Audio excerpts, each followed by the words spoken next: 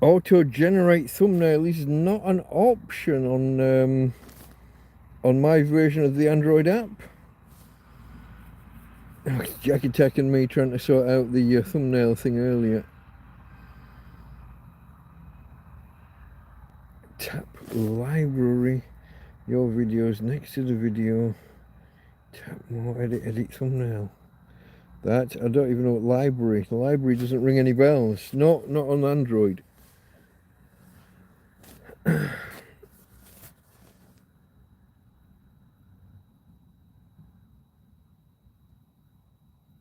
Your custom thumbnail, yeah, no. I don't know, mate. I've been having a hell of a job with the thumbnails. They are. I'll dig into it some more and see whether there are some help pages. But I've tried and tried. The thing that you said before about setting the thumbnail last. Well, after I sent out a tweet, I went back into the settings, changed the thumbnail, and clicked the button to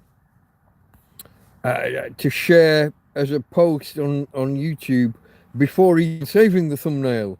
And that's what got us here now with the proper, with the thumbnail that I want, with my custom thumbnail. I did that by not saving the thumbnail. I mean, what do you do with this? What do you do with this? Hello, hello, I see people arriving. Feel free to say hello in chat, it's all open. You don't need to be a subscriber or anything, everything's open. Cyanide, let me see how Cyanide Leech, I pronounce this, don't I? I've got my light turned up possibly too much. That doesn't affect the image too much, no? The light behind the phone was so bright I was struggling to read chat. I've tried most things, Jack Attack. I've been battling this now 3 or 4 weeks, and last week I sent a video to YouTube and contacted them on X, Twitter, whatever you want to call it. It was a private, not private, you know, the hidden ones where you have to send them the link. If you've got the actual link, you can see the video. This week I just made it public. I just figure, fuck it. If they asked me to take screenshots to try and walk them through what the thumbnail issue was, so I figure if I do an actual video and a week ago and they still can't nail down how to replicate, what's 37 seconds behind? You are, or I am, or what? What? Yo, lost me now, look. I can't update mine. I can't like double click and go further forward. Are you saying the audio's out? Hold on. Nobody said anything about audio.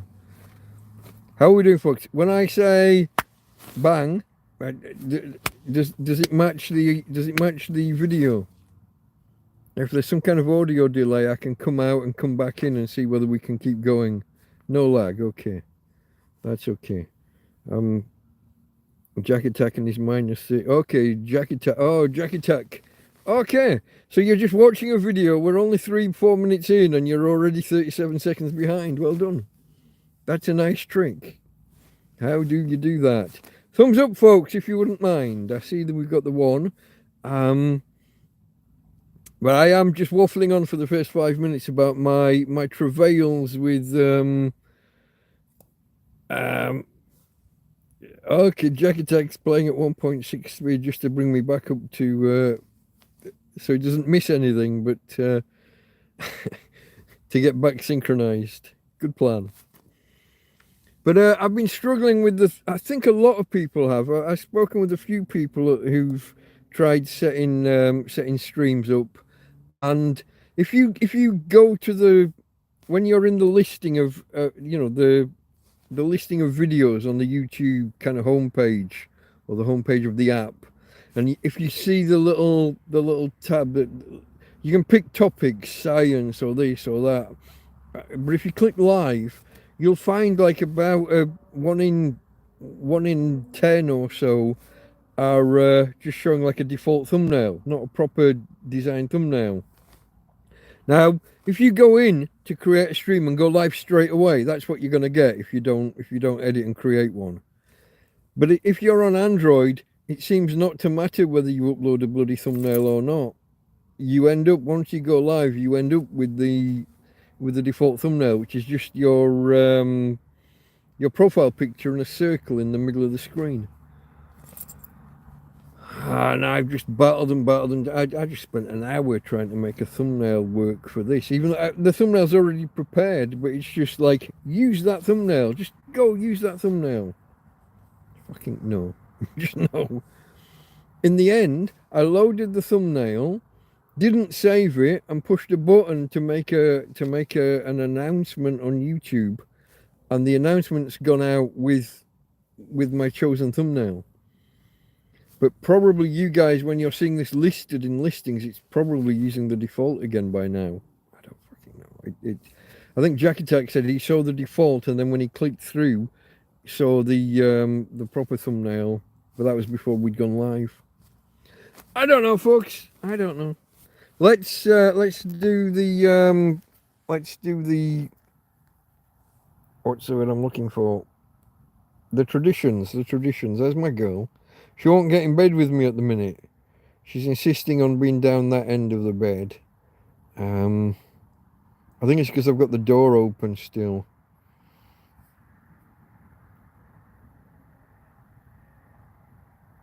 So there's my girl. Back to me. Jack Attack was just saying, what if you do something with desktops and... Yeah. If I set a browser... Yeah. Going in through a browser and setting desktop, I do that occasionally to go into, I don't know, what do they call the back end, the YouTube? I've got an app that I use more than... Occasionally I'll go in on the desktop and fanny about in there, but it's tricky. Gary, Mountain Camp, hello. Jack, there's okay. I'm just scrolling back. So Cyanide Leeches here, obviously Jack Attack. We got Gary from Mountain Camp. Yeah, I struggle with the full back end website. I don't even remember what it's called, and I use the app all the time. YouTube Studio, isn't it? Or studio.youtube.com. I don't know, mate. Maybe I can go in there and change things. I had to do that once. I created a stream. Once you've created a stream, it's difficult to edit. The only place is through the... you go in as if you're going to make another live stream, and it lists the ones you already got queued, the ones you've already got lined up. You put in there. But I do, if I want to make a stream be subscriber only, I have to go into the website. Into the studio website and set some options, and a delay if I want a posting delay. We had that incident, didn't we, a month or so ago where somebody was spamming away. Yeah, it's difficult because I go into the website, set it desktop, and everything's tiny, and then I have to zoom in and navigate around. What have I been doing today? Asks Gary. I spent most of the day planning for the TrampCast earlier, which was really short. I didn't have anything to waffle around. There was no tangents to go off on, and not enough questions to go off on, and I didn't even have the numbers section done out because of this hassle with trying to do the thumbnails when setting up the stream. So it's a very... I spent long... I tell you now, I spent twice as long preparing for the TrampCast as I did doing the TrampCast. And that's not right. That's not how... no, it's not Jack... No, okay, Jack Attacks... He's not distracting me. He was in lurker mode, so that's why the stream was so quick. He wasn't there dragging me off on tangents from tangents. Gary's been to McDonald's with the kids. Yeah, that's not my idea of fun. I don't know. Sunday, do you not cook a Sunday lunch on Easter? Do you not make a day of it? For my family, back when I was a kid, certainly it was almost on a par with Christmas dinner. And we weren't religious. We weren't that bothered about it being Easter, but just the fact it was a big bank holiday weekend. Um, we'd have the big full chicken dinner and roast potatoes, Yorkshire puddings, all that. I can't imagine going to McDonald's. Then again, McDonald's didn't exist when I was a kid. Not anywhere I lived. I was 15 when I moved to Morecambe, and some of these fast food places started to open just afterwards. I think we got a McDonald's in Morecambe just after I moved here. So 1983? Yeah, something like that. Gary can't hold on. I can't cook. Tried and nearly burnt the kitchen down. Okay, mate. I mean, you got to do what you got to do, I guess. I was brought up to be kind of self-sufficient. Taught from an early age how to wash clothes, iron, press all the clothes, and cook. I could always cook. How can you not cook? I don't know. My mum and dad, it was kind of a priority that we were brought up to know how to survive. I mean, what would I do now here if I couldn't cook? How would I live in this fucking field? Rolling eggs down hills. Yeah, that's an Easter thing, I guess. Egg hunts and painted eggs and all of that, I guess. We played at that once upon a time, tie-dyeing bits of cloth around eggs and stuff. I don't know. We messed about with these various things. But when do they do the cheese rolling? Is that an Easter thing where they roll cheese down a hill and an entire village runs down after it? I don't know whether that's Easter or just maybe May Day or something. Maybe, I don't know. Who knows? My girl's over here. She's just started snapping at some flying video or other, but I can't even see. I haven't got my head torch on, Tina. What are you chasing, darling? If it's a mosquito, I'll grab it for you. But I'm not seeing anything, babe. Oh, there, what's that? That's a little moth. Let's get the... Hold on, folks, hold on. I've got to look after my girl. She's been harassed by some little fucking video or other. Let's release the death spray. I'm getting low. I'm on my last can of what is it called? It doesn't have a brand name. Just insecticide. Bosque Verde, green forest, green wood. Whatever you want to. Oh, that is awful smelling as well and tasting. This would normally be on my head all night. I almost started the broadcast with it there. And anytime anything happens, you'll see me reach for my head. And when I've not got the head torch on and I'm reaching, I look like a right wally. Well, the other thing that I do sometimes to be a right wally, I forget to take it off in the morning. And I'm walking around outside at 10 and 11 in the morning making a cup of coffee. And I've got the fucking head torch strapped to my head still. Yeah, I done all that. May, August for the cheese, Jack Attack thinks. And there's a link there that I can't,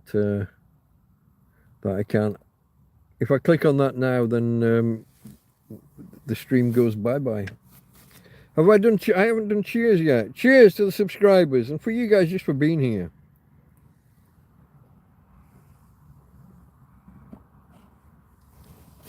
There goes another 2 subscribers. I'm trying to get to 1,300 and every time, what am I on? 1292 or 3. Every time we go a couple forwards, I'll take a swig of beer and we drop back another 2. Oh, that was about the thumbnails. Okay. I'll have a look after, mate. I'll have a look after. Well, it'll be tomorrow when it's when I end the stream that the chats are not there. I have to wait for it to be post-processed and synchronized and added back in. Yeah, I'll get the link from chat tomorrow. Yeah. Okay, folks.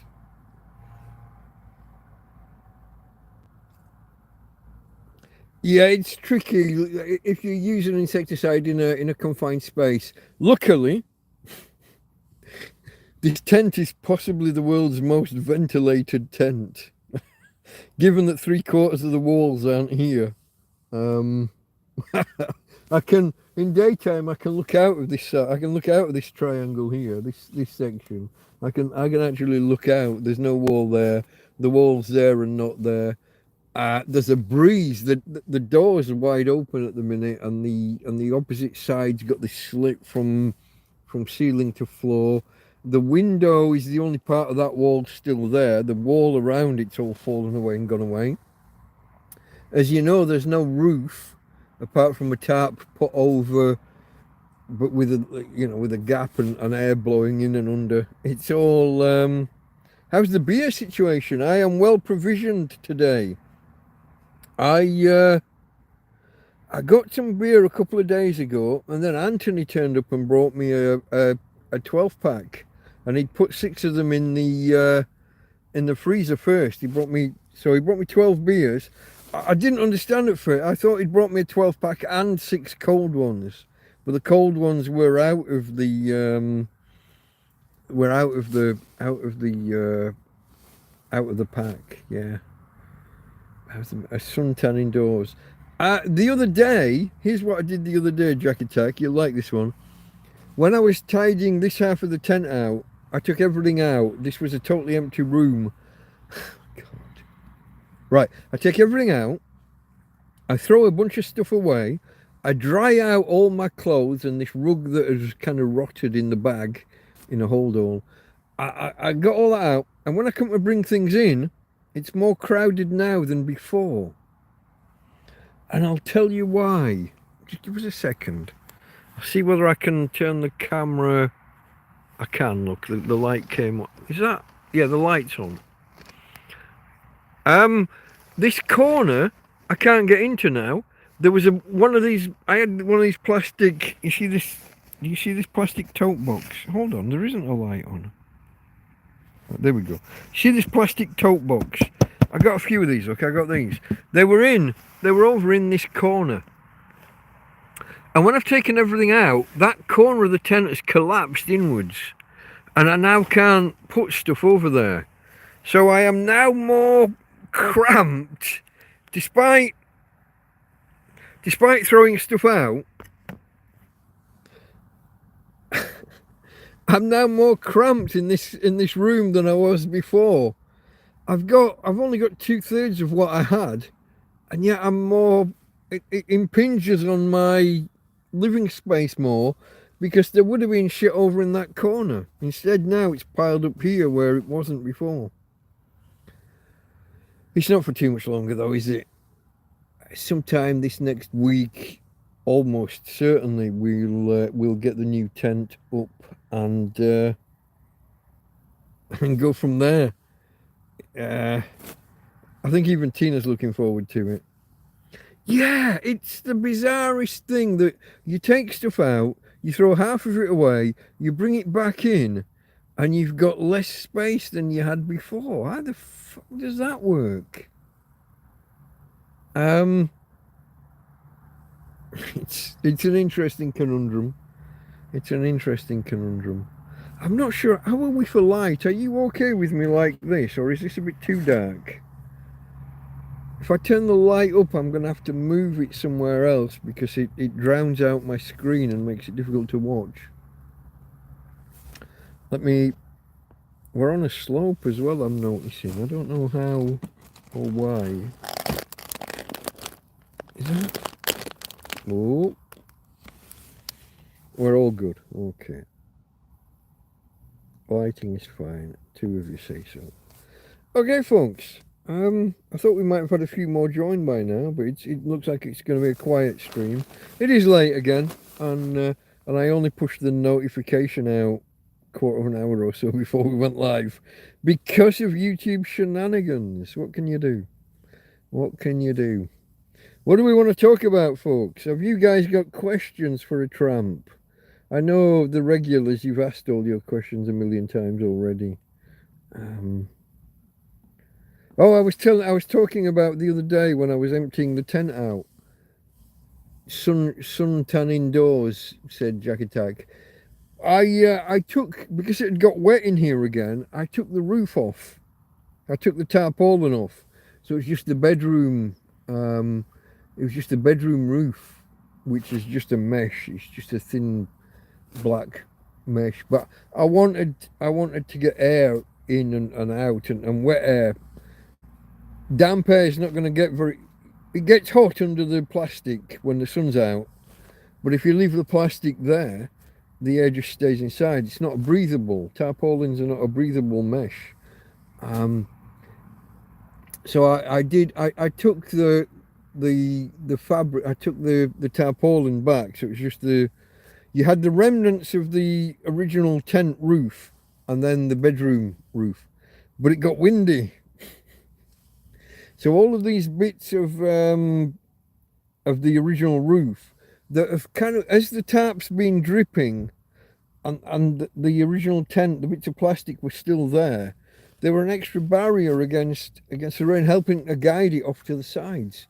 But in the wind, in the breeze that day, they've all fucking blown off. They're littering this field. I've been walking around picking up bits of blown away tent roof and bagging them up for the bin.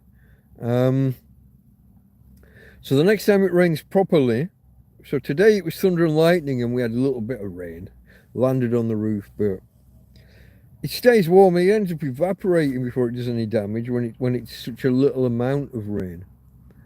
But the next time it rains properly, it will drip through the tarp and just come in through the bedroom, and just because there's none of the original tent roof there to guide it away, it will just drip through. So I'll have to have the big bowl, the big bucket thing here ready to catch that. That's only if it rains in the next few days, and it's not scheduled to.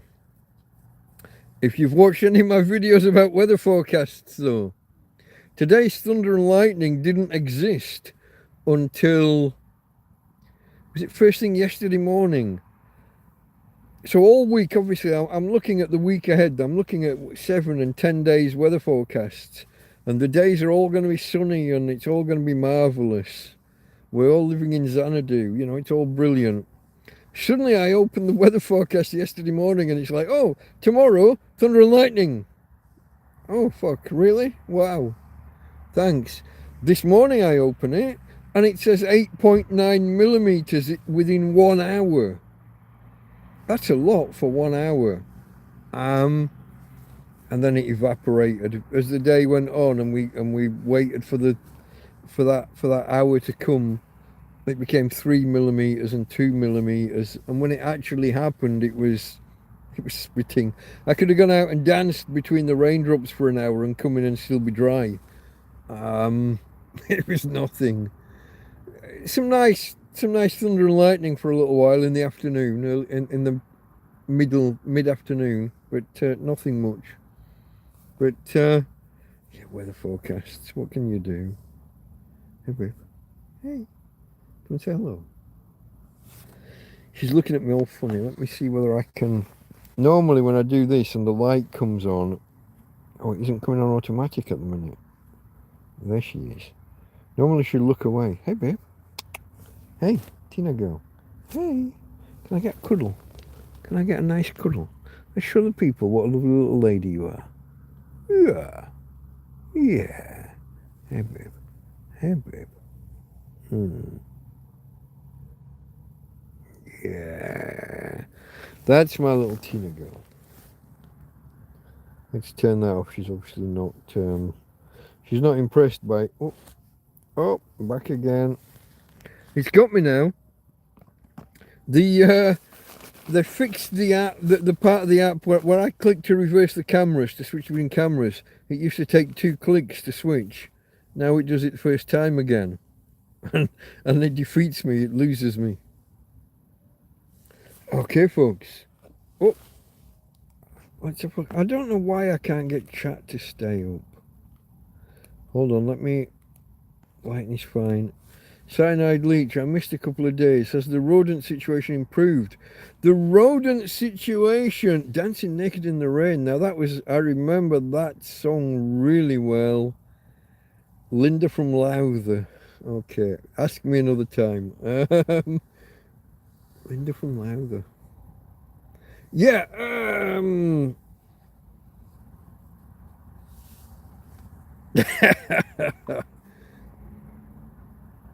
you just reminded me. It's almost my childhood, but not quite.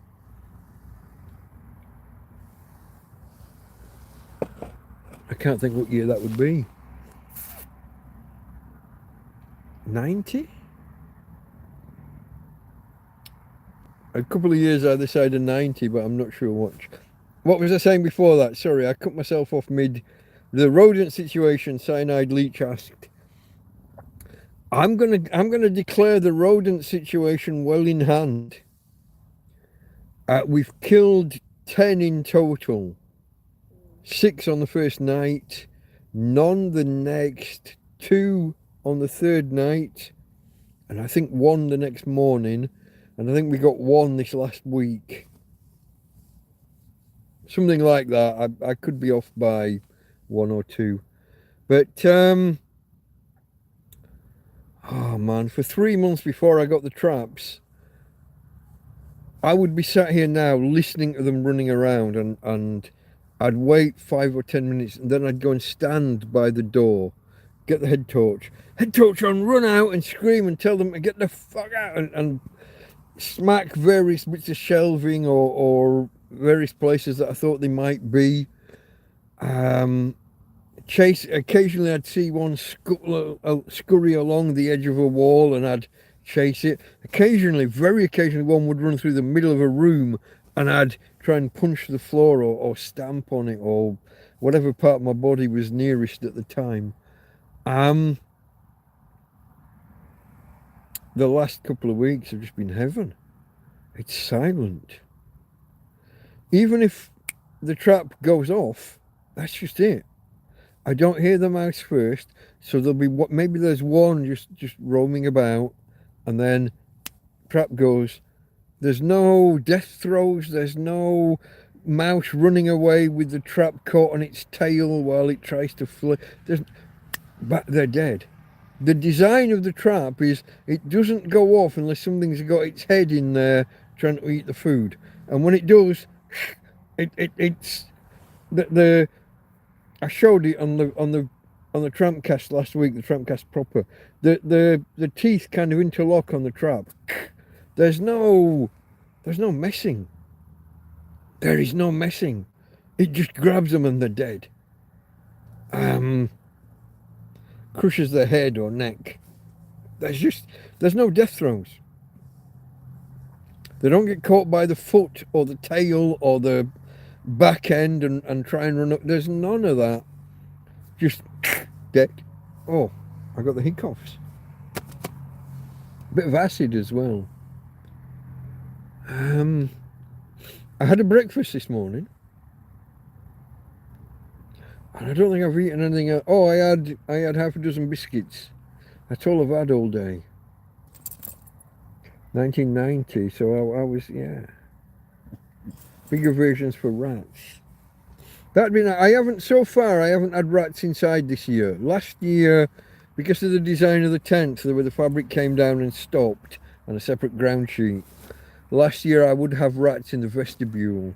And in fact, Christmas Day, not 2024, Christmas Day 2023, I killed a rat. The traps killed a rat 3 or 4 in the morning while the fireworks were still going off. Spain and fireworks and celebratory days. The fireworks were still going off at like 3:30, 4 o'clock in the morning, and we got a rat in. I had one big rat trap, and I had 3 or 4 mouse traps, except for the ones that exploded when they went off with nothing in. That wasn't a particularly enjoyable time for me. Especially, I had one of these plastic boxes, these big boxes I just showed before.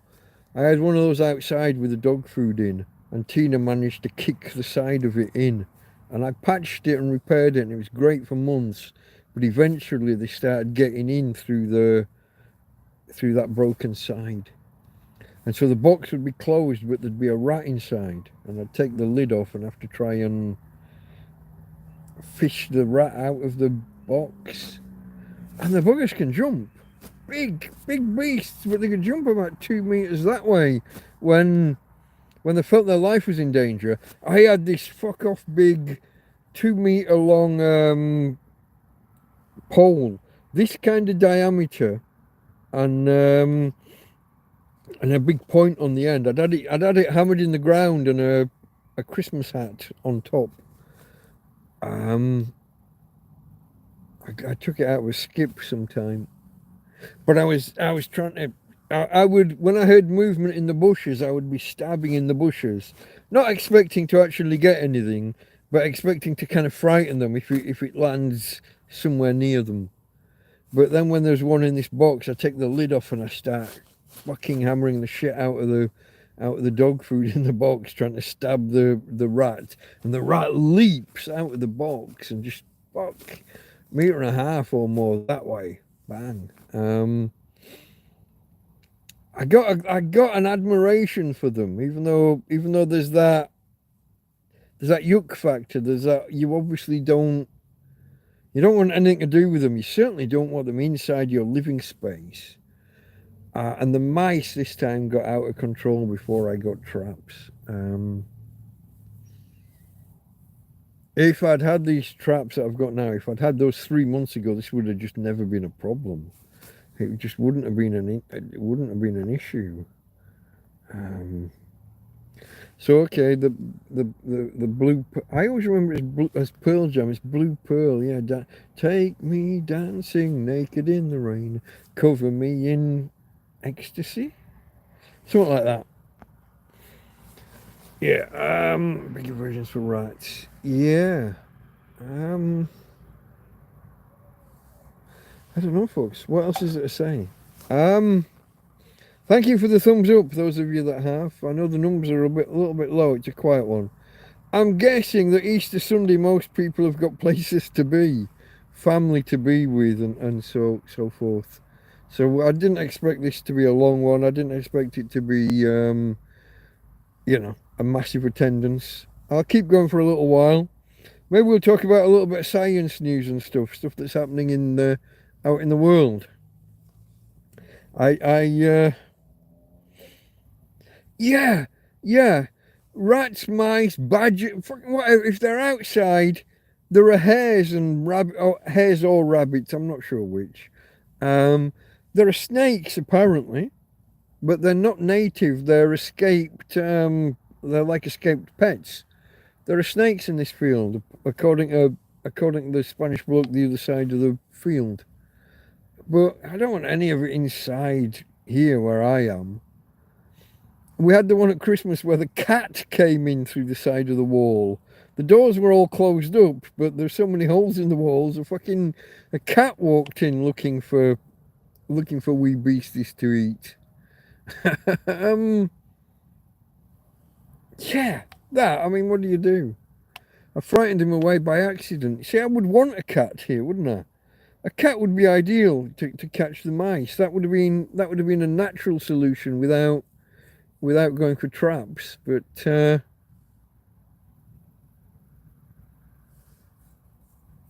thankfully, I've got friends who provided me the traps, and that situation is well in hand. But yeah, keep them. Look. There's nothing worse. I've said this before. So right now, my phone is on top of a big chopping board, and if I had bread. I don't, I've just run out. But if I had bread, and let's say I had bread and pate, and I had a pate sandwich now, and then I'm gonna close the bread up and close the pate, put the plastic lid back on, whatever, put it here. But if I wake up in the morning and there's fucking mice droppings on the chop right next to my head, that's not nice. Even if they've not taken maybe they've got some bread crumbs from where I've done whatever, but you don't want that shit. Karen dropped some food off. My friend Karen brought me some shopping, dropped some food off one day, and by the next morning I look inside the bag and it's not full of mouse droppings, but there's more than 10 fucking, droppings. There's more than 10. Now, there was nothing in the bag they could get into. It was all jars and bottles and tins and, whatever. But a mouse has climbed in, sat there for an hour or two, shitting while it walks around, looking for stuff and sniffing stuff, and then it's bitten its way out of the bag and gone out. You don't want that. I've got a veg trolley out there with a net of potatoes, like a 5 kilogram bag of potatoes. It's not a bag though, it's a net. And also onions. They're the bottom shelf. And you're finding fucking mouse droppings up on the top shelf. I don't even understand how they're... It's a metal tube, it's metal... How are they climbing up? I don't even understand the mechanisms, the mechanics of how a small mouse climbs that high from a smooth metal pole, a smooth metal frame. I don't know how they do it. Like I said, folks, growing admiration for the little buggers, just not in my bastard home, not in my food. Not on a chopping board next to my head while I'm asleep. My first shelter here, which was 6 broom handles in the ground and just a tarpaulin thrown over the top, I lay in bed one day and a fucking mouse ran down the edge of the bed. I have mouse traps now, Vestanor. I have them now. I'm discussing like the principle, but until 2 or 3 weeks ago, I was being plagued by them. And the only source I would have had for mouse traps was the Chinese shop. And we've had them from there before. And if they go off, like by accident or with nothing in, they exploded. Either the spring was so strong or the wood that the staples were pushed into that held the spring and the mechanism in place. If it went off and there wasn't a mouse caught in it, it pulled staples out of the wood, and the whole spring and mechanism just fucking exploded in the air. So they weren't worth having from here. So I asked people where could we get them from that were more reliable. Took a while, but my friends Adam and Mel eventually got me 4 from. Would you believe, from Temu? And if you watch last week's TrampCast, TrampCast 062, I picked one of them up and showed it. I didn't trigger it. I think Adam said to put a carrot in and trigger it. It would have bit the carrot in half, I'm sure. But the only carrots I had are slimy. I wasn't gonna show. They'll be fine when I take the peeler down and take the outer layer off. They'll be fine. They're edible and everything, just not presentable on camera to people. I am a tramp. I live in a field, and yeah. Sometimes the weather will turn bad and I can't do anything for a week, and fresh veg will just be on the turn a little bit by the time circumstances allowed. Cyanide leech had, hold on, a mouse chewed through a hard sealed plastic bin that held grain for bird feeding. You see the little vampire teeth? Yeah. Not a trump, a tramp. Yeah, definitely a tramp, not a trump. I'm not picking sides on that one. I actually like quite a lot of what he says and does, but not. I think some of his foreign policy, his tariffs, his attitude to Canada, and did we decide Greenland? We did, didn't we? But but some of his other stuff, borders with Mexico and sending back members of gangs. What's it? The gang is a number. It's a number, isn't it? They're not. Are they Venezuelan? I'm going to say Venezuelan, although I'm pulling country names out of my backside. MS-13, that's them. Yeah, yeah. I agree with most of his stuff on that. His foreign policy stuff though just seems off the wall. But I'm not going off on that one, folks. I'm not doing politics. It's too. I mean, even amongst Americans, it's too divisive. They're split, what, 55-45. So you lose half your audience as soon as you express an opinion. I'm not going there. I'm not getting involved. What was the topic? It was mice the last I heard. Where did we go before that? No. Don't worry. No. We've had people turn up here thinking it was a TrampCast. It does happen. People read across and misread. I do it myself. I misread stuff all the time. I've told the tale, haven't I? This is the all-time classic of a misread. We had a lodger once upon a time. Me and the wife could barely afford the mortgage, and we had a spare room, so we got a lodger. We were only, what were we, 24, 25, something like that. We got this bloke in, and he was a financial advisor. He was a loans salesman kind of thing. And one day he stood in the bank or building society, and he's reading this sign. And he comes home afterwards. He said, I've just stood in the building society. I think it was the Halifax, back when it was a building society. And he said, I read this sign. He said, you're not going to believe it.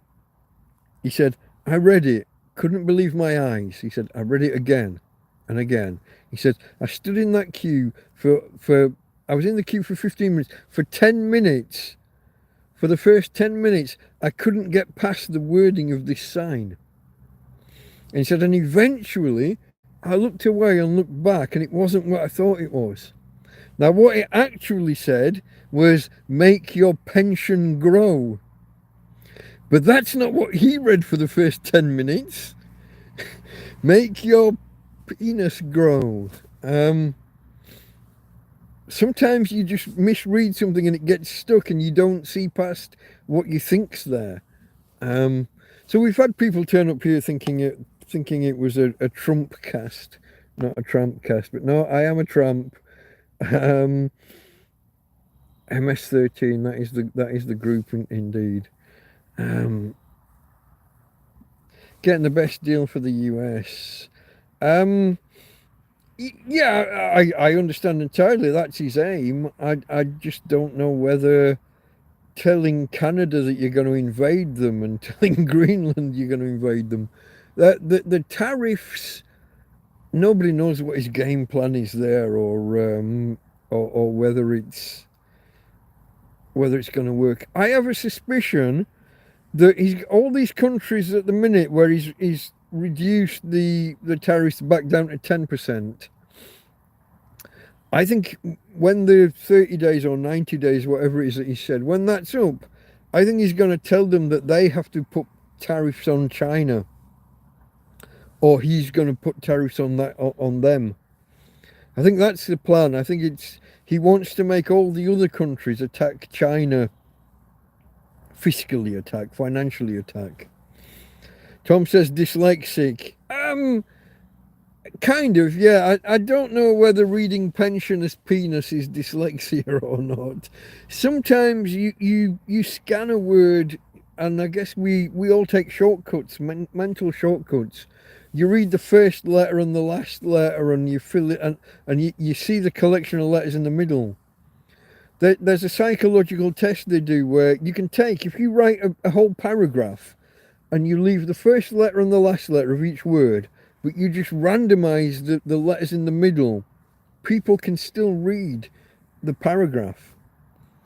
The important parts are the first letter, the last letter, and the letters that are there, but the order of the middle letters just doesn't matter. You can make do. It's interesting. But yeah, make your penis grow. My friend was reading within the bank or building society. Make your and for 10 minutes he knew it was wrong. He knew the sign couldn't possibly say that. But for 10 minutes he couldn't see any other word other than penis. Oh God. What year would that be? That can only have been like 94, 95. I'm not sure. It was maybe just before or just after. Was it Dunblane? The one with the school and the stabbing. The guy who ran amok stabbing kids. I think it was a machete, wasn't it? A school teacher tried to stop him and she got butchered. She survived, but horrible injuries. I think that was Dunblane. But hallucinating. It's along those lines, yeah. Imagine knowing that you must be reading the wrong word, but you can't see any other. You look away, you look back, and for 10 minutes you can't see any other word. You're stood in a building society and all you can read is "make your penis grow." And eventually you realise it says "make your pension grow." 96 Dunblane. That's when it was. That's when we had. I mean, he was a lodger with us. He was a good lodger. We had him for a good 2 or 3 years, I think. We had some bad lodgers either side of him, but yeah, interesting. Okay, folks. We got any questions? Where are we? Is it Adam? Is it Mel? Is it both of you? Hello and goodbye. Have you walked the dog already? There's the question. Let's get to the crux of the matter.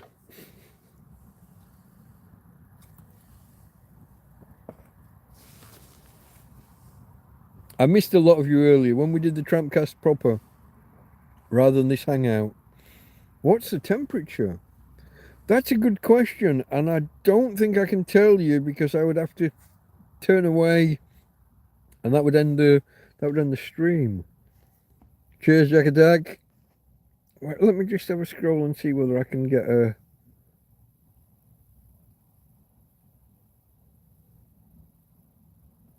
No, I can't get a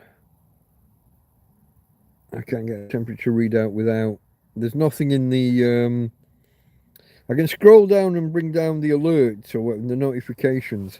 If somebody else out there can look up temperature Torrevieja, it's fairly warm, but I did have to put my jumper on a little while ago, but that was because we had the breeze blowing through the tent. The door, I've messed up something with the tarpaulin over the door. It doesn't reach anymore.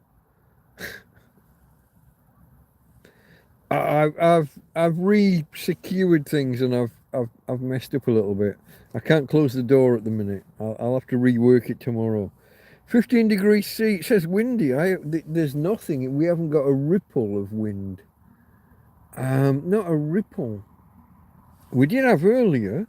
So it's possible it is windy, but that it's moved around and the trees are protecting us. We get that sometimes. Sometimes we sit here listening to the 15 degrees on windy on the app. Okay, mate. Not that it is windy. That makes sense. Yeah, 15 Celsius is all right. Yeah. I've used 16 is where I generally take my jumper off and I'll be walking around outside in just a t-shirt. 16 and upwards. 13 and below is when I actually feel the wrong side of comfortable and definitely have to have a jumper on at that point. We went as low as, I think we went as low as 3 or 4 at one point during winter, but only for 2 or 3 hours, one night. Nothing. It's Spain. It's never really cold, is it? It's I mean, I lived out in the middle of winter, just a bedroll, just me and the dog, and a mattress from off a sunbed, a sun lounger, and a few picnic blankets, and built from there. Never really cold.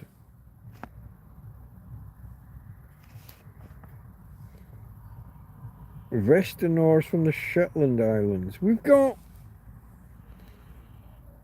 Isn't it Tom? Is it the same Tom that's here now? We got I've got other followers on the Shetland Islands. I don't know which one. I don't even know the names of the islands, to be honest. But yeah, no, I do have followers on the Shetlands already.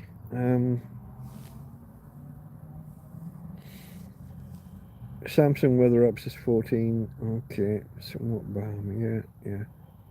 Barney Marshall. What can I say here?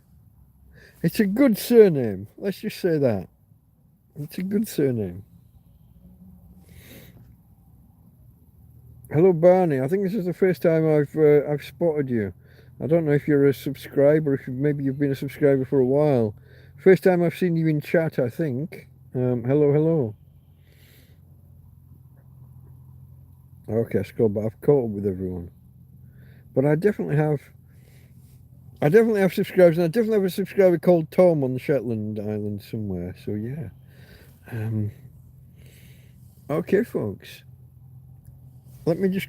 For some reason, I'm thirsty tonight. I say that we're almost an hour in, and I'm halfway through the. Cheers, Jack Attack. Cheers, folks. And today was 420, wasn't it, for the Americans, for the herbalists out there? The American date format, 420, April the 20th, which is for anybody of a herbalicious nature. It's not my thing. I've never even smoked a cigarette. Never taken a single draw of a tobacco product ever. But hey, for toot for anyone out there, yeah, Scruff Dog would be in his element. Yeah, yeah. I didn't see his stream because I think he did his stream at the same time as mine, didn't he? He popped in and said hello, but then he had his stream lined up to go live during mine, so I didn't get to see it. I'll watch it back later. But yeah, I don't think we've got many. Don't think many of you guys that are here now. Well, there aren't many here, but I don't think many of you are from Scruff Dog's stream. Probably only Jack Attack. Oh, excuse me. I got the windy pops. I thought that was 8th of the 8th. No, that's. Hold on. Is it really Hitler's birthday today? Where'd I get 8-8? Oh, that's from Heil Hitler, the initials. 8 being the H being the 8th letter. We're here now, aren't we? Look, we're on to Hitler. What do I normally do? We end up talking about my struggle, and which leads obviously my struggle into Mein Kampf, and we always end up with a Hitler tangent. God, guys, I don't like the latest Star Wars trilogy. And just saying that gets me labelled as far right in some circles. I did not like what was it, Force Awakens and whatever the other ones were called after it. And that is enough to get you called far right. TrampCast and Mein Kampf. Yeah. Yeah. Yeah, it's territory probably best avoided. Can I turn that a little bit more this way? I'm way off centre. But there's something, and the way that my neck and the double chin. If I sit up straight, there's less of a double chin, but I'm really slumped here, and the roof's coming right in on me. Well, it's not the roof. This is the wall. The wall's right in on me. Since I moved the mattresses, Jack Attack. You've been watching for a good while, Barney. Thank you. I always appreciate it when people stop by and say hello. And yeah, there are almost 1,300 out there technically, but I think some people subscribe and then never ever watch. especially when I'm approaching a milestone and I will put out there, hey, help a guy get to 1,000, help a guy get to 1,100, 1,200, 1,300, and people will subscribe, but then they look through their feed later and they're thinking, why is this fucking tramp keep turning up? What's he doing here? What's this about? Yeah, I don't know. Oh, look. Let's see whether we can do this, guys. Let's see whether we can do this. She is... Look at that. I'm going to try and put the light on without... Oh, bugger, she just started looking at me. She's looked up before I got there. There she is. There's my girl. She was just laid down, curled up so cutely, asleep. And then just as I lifted the camera, she's lifted her head. Hey, Tina. Hey, babe. Okay, let's leave her alone. Turn the light off and turn it back around. That's my Tina girl. She's the real star of the show. She wonders why I keep interrupting her live stream. Put the camera on me, she says. Hey, babe. Hey, baby, tickle your bum. Woo. Yeah. Oh, look at you. Now you've been all cute like you were before I put the camera on you. She's rubbing her head into the ground, into the bed. But of course, if I put the camera back on her, she'll just look up again and you won't get the cuteness. So folks, I see there are 10 of you out there at the minute and only 6 thumbs up. And those will be from people that were here earlier that have probably gone already. Do us a favour. Maybe. If you haven't already, you might consider subscribing. Now, for any of you that have got no idea who, how, what, when, you've just seen this listed in the YouTube, listed in the listings, listed in your feed, however we're going to put it. I am a homeless guy, a homeless Englishman, trapped by circumstance in Spain, in a town called Torrevieja. Torre means tower. Vieja means old tower. The old tower was demolished in 1827, somewhere around there, in an earthquake. Hello, Karen. One of my 2 moderators arrives.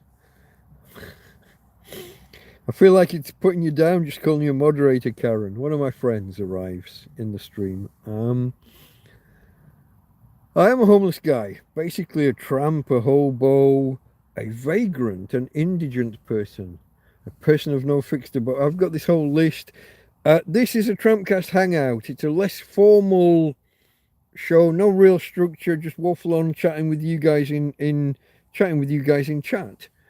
There is a more formal program called a TrampCast, a TrampCast proper, normal TrampCast, where I detail the happenings in my week, where I just talk about what, to put it more formally, the successes, the failures, the happenings in my life as a tramp in Torrevieja. That's the blurb. It's developed over time. If you go back and watch my first YouTube videos and live streams, none of this was there. This is the wording and the sales pitch, the marketing, if you like, has all developed over time, as these things do. It used to be I could only afford a can of beer once every 4 or 5 months. Now I seem to have one in my hand every time we do a live stream. Karen's only just joined, but it wouldn't let her leave a message before. I've been having horrendous problems, Karen, with the YouTube app one way or another. I could go on and on. There's a whole separate video about me just trying to put a thumbnail on the video, trying to add, trying to add the picture, so that we're not going live just with a circle with my head in it, which would put anybody off. Let's face it. I've never been the most photogenic of people. I am a tramp. I've got no teeth. My forehead became a 5 head and has become a 6 head kind of, you know what I mean? It's I'm wearing old lady glasses. What more can I say? Reconstructed tower. There is no tower anymore. Well, there's a Morse tower, but that's different. That's from a different era. Yeah, the whole town was flattened. I think it was 1820 something. 1827 is a number that leaps to mind. Might be 1824. The entire place was flattened by an earthquake. And if the same earthquake was to happen today, I have a strong suspicion that huge swathes of it would be flattened again, despite the fact that building codes and regulations are in place to make sure that doesn't happen. A lot of this stuff was built in the 60s, 70s and 80s, and corruption is a thing, and certainly was a thing. Your mum, Karen's mum, okay. Christine said, hey, he's online, he's gone live. Okay. Hello, Christine, if you're watching. Careful with that brandy.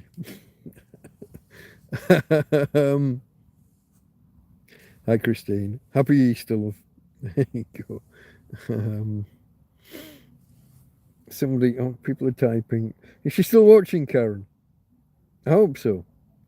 I like to know my audience. I'm at the point where there's so few I can name you all by. I just name you all.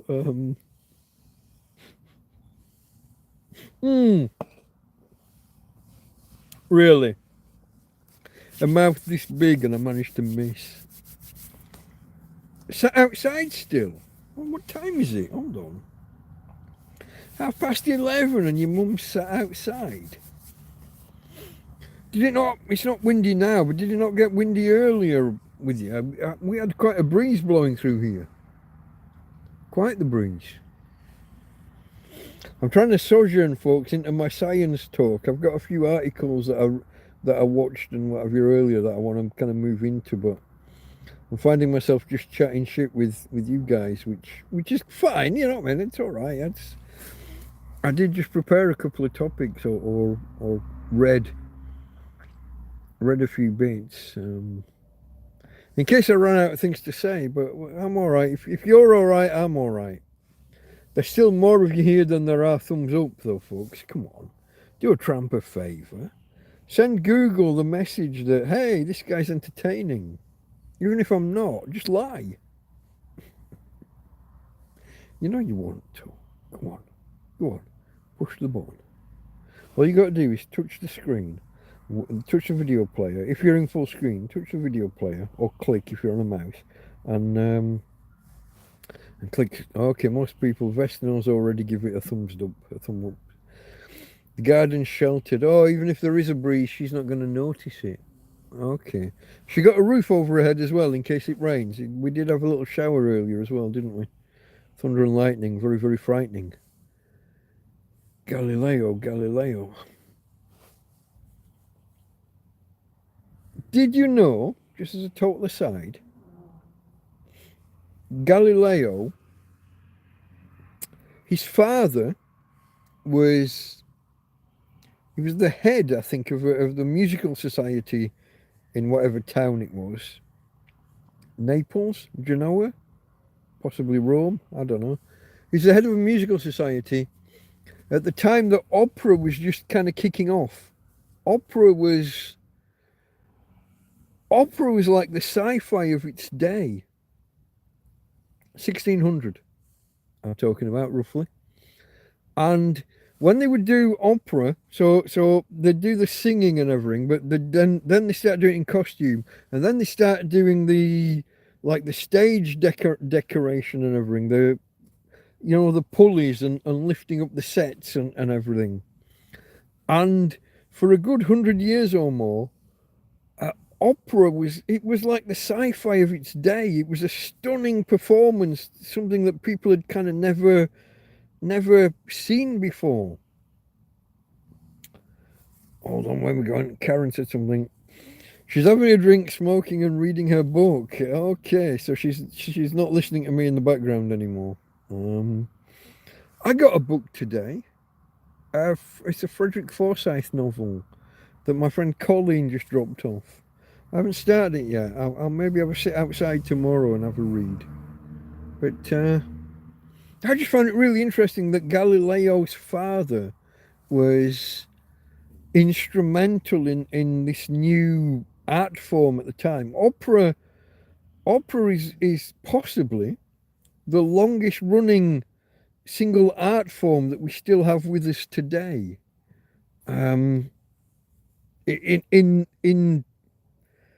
like almost unaltered in the style that it was then and is now. You've got things like painting and things which have obviously existed throughout, but the way that people painted back then is totally different from how they paint now, and the perspectives and the 3D effects and things that they didn't do back in 1600. Whereas opera exists today pretty much as it was then. I just thought that was, I don't know where, it just came to me while we were just chatting and talking, I don't know. Tangents, folks, tangents. MTV. Yeah, you see, there you go. MTV and music videos were this new phenomenon. Music videos were a phenomenon to the point where you could start a new TV channel, and yet 30 or 40 years later, it's gone. It isn't. When was MTV started? 90. I remember I was at college in 91, 92, 93, and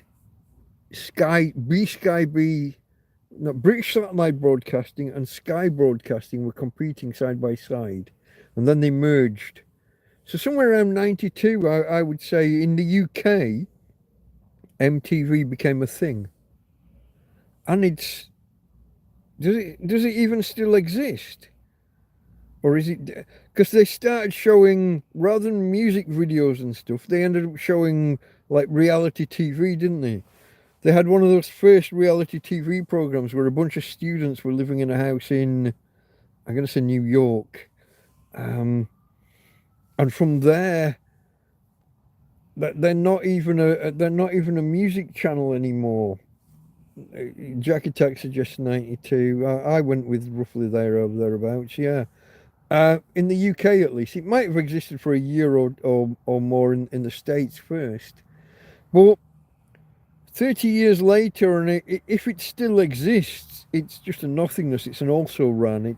It's by the by. Whereas opera, 400 years plus, still going in pretty much the same format. Now, whether the fat lady's screeching in Italian or in German, those are questions that have evolved maybe over time. The whole Wagnerian era, and I would say that his stuff, the ring cycle, how do you Gotterdammerung, or however that's pronounced. That's a phenomenal story, and when I had a working hard drive, I had that, and it's stunning.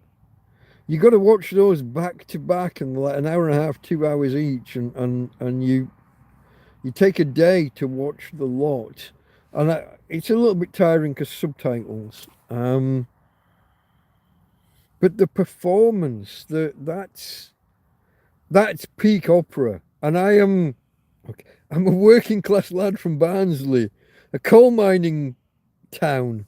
Well, I'm from a coal mining village just outside Barnsley, a place called Darfield, Darfield. Look it up. Coal mining village, working class lad, transfixed by opera. Don't understand a word of what I'm listening to when it's been warbled out by the screeching fat women. But I'm reading the subtitles, and I'm hanging on in there. And I do you do this with subtitles? I do this might just be me. It takes me about a quarter of an hour to get fully immersed into it, but I start the words I'm reading and the voice that I'm hearing, I start merging the two together. and they're speaking in a foreign language, but the tone and whatever, I start to hear the English words that I'm reading, but in the voice of the person who's speaking, and I might be weird. This might just be me. They merge together to the extent that I'm hearing his voice. He's speaking German or whatever, screeching in German, but I'm hearing the English words in his voice and his tonality. I've got to get properly immersed for that to kind of happen. But once it kicks in, 7 degrees in Darfield, is it really? That's quite cold, isn't it? The UK is generally about 10 or so degrees behind whatever we've got here.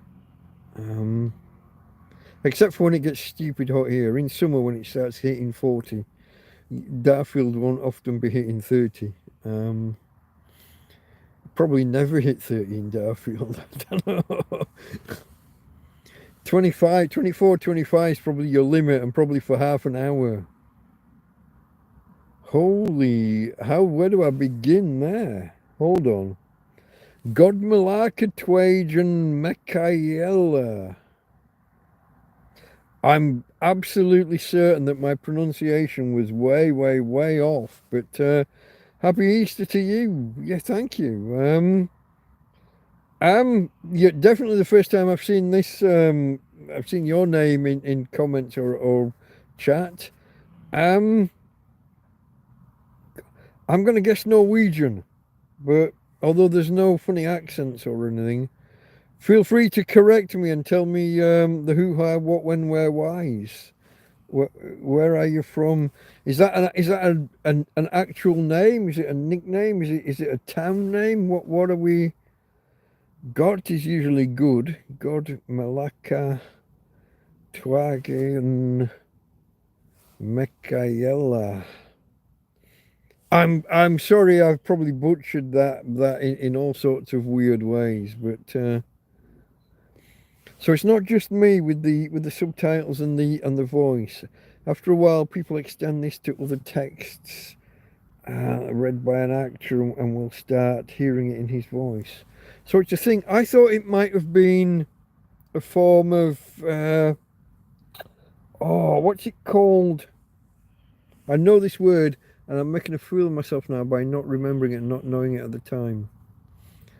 Do you know, some people say that they turn the lights are turned down at a music concert so people can see the music.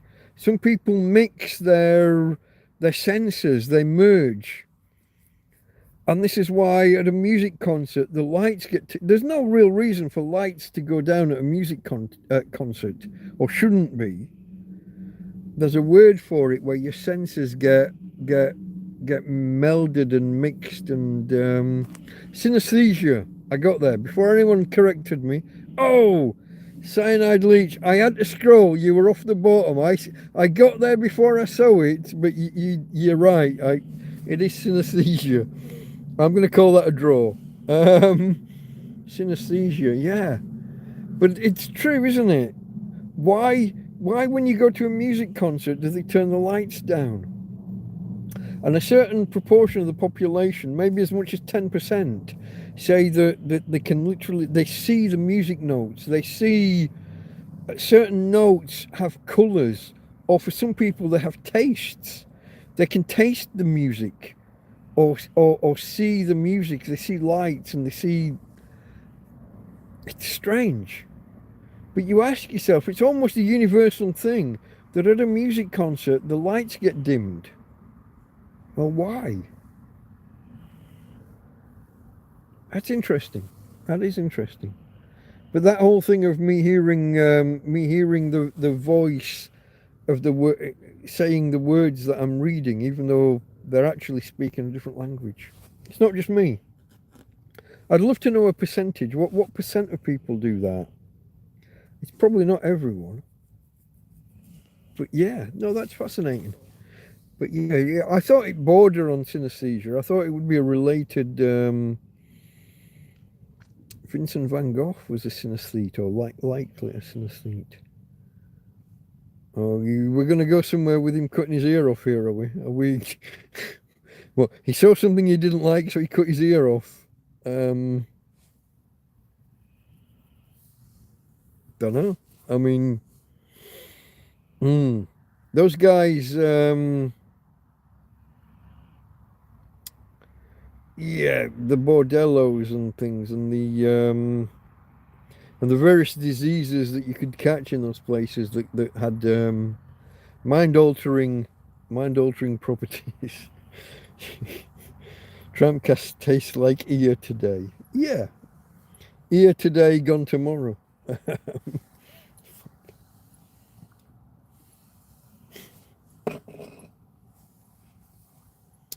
That joke almost worthy of Jack Attack when he's in a. That was almost one of your dad jokes when you're on Scruff's channel. I don't know. Oh, sorry, waving fingers in front of the camera. I still don't know why these things are the way around they are. I'm far more likely to be here messing with chat than I am to be over there turning lights and microphones on and off. Vincent did see the doctor. That sounds like the opening line to a joke.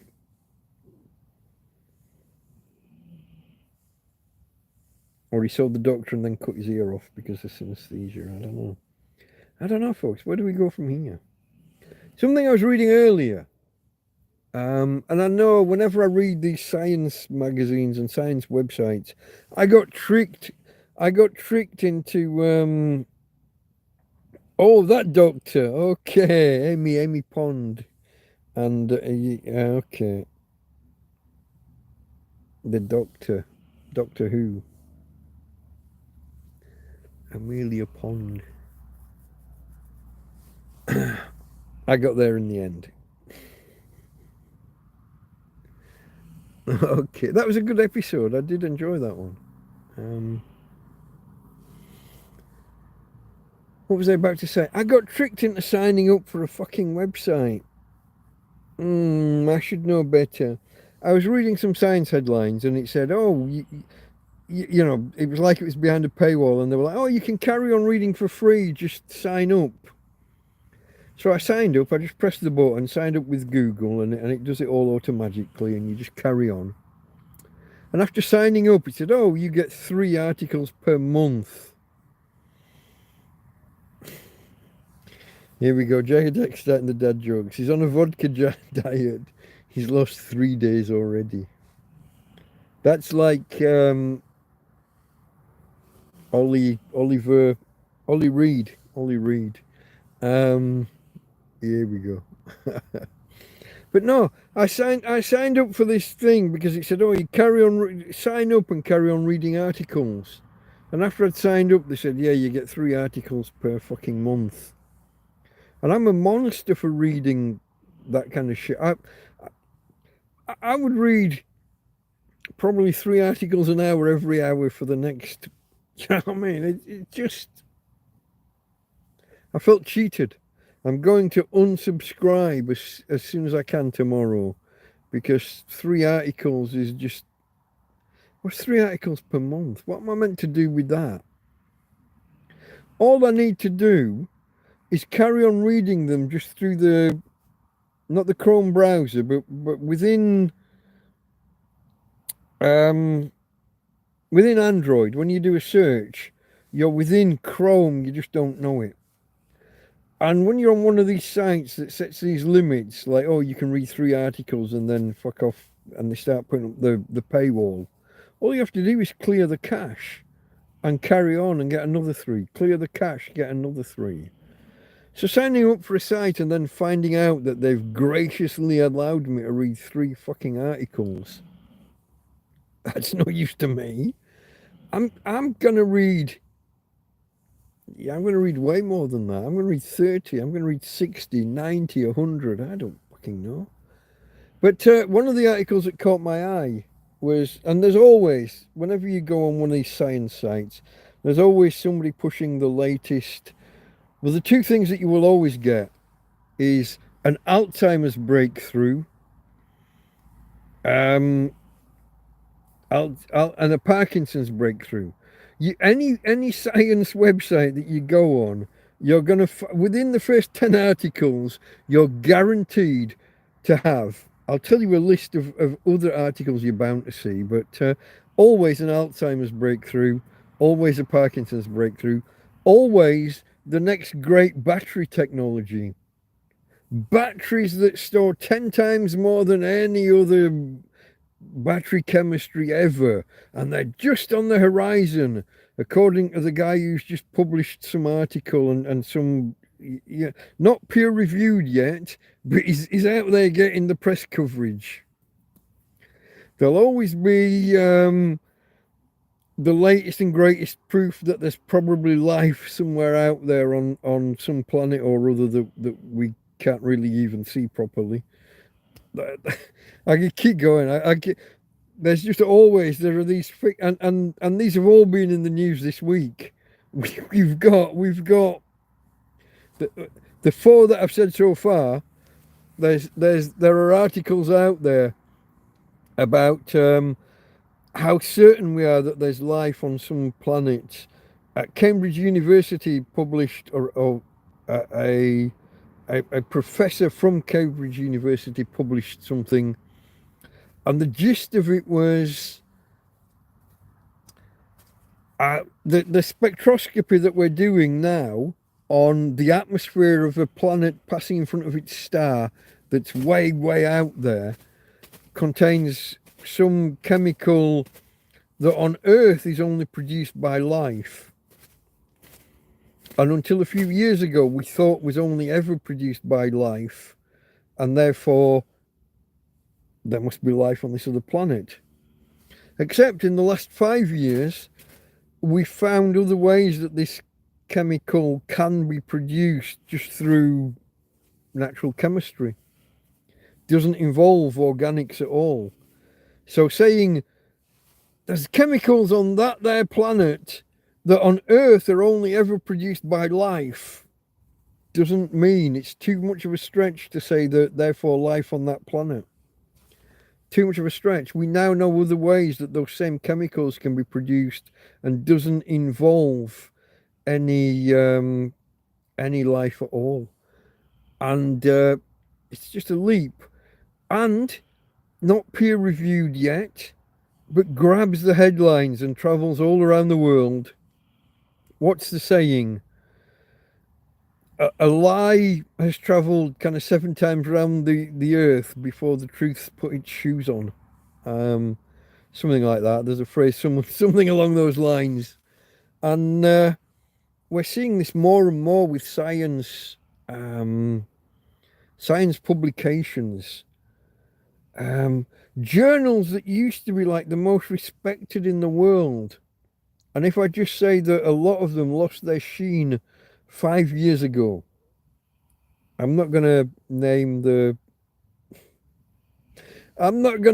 virus of unspecified origin, but you all know where I'm going. You all know where I'm going.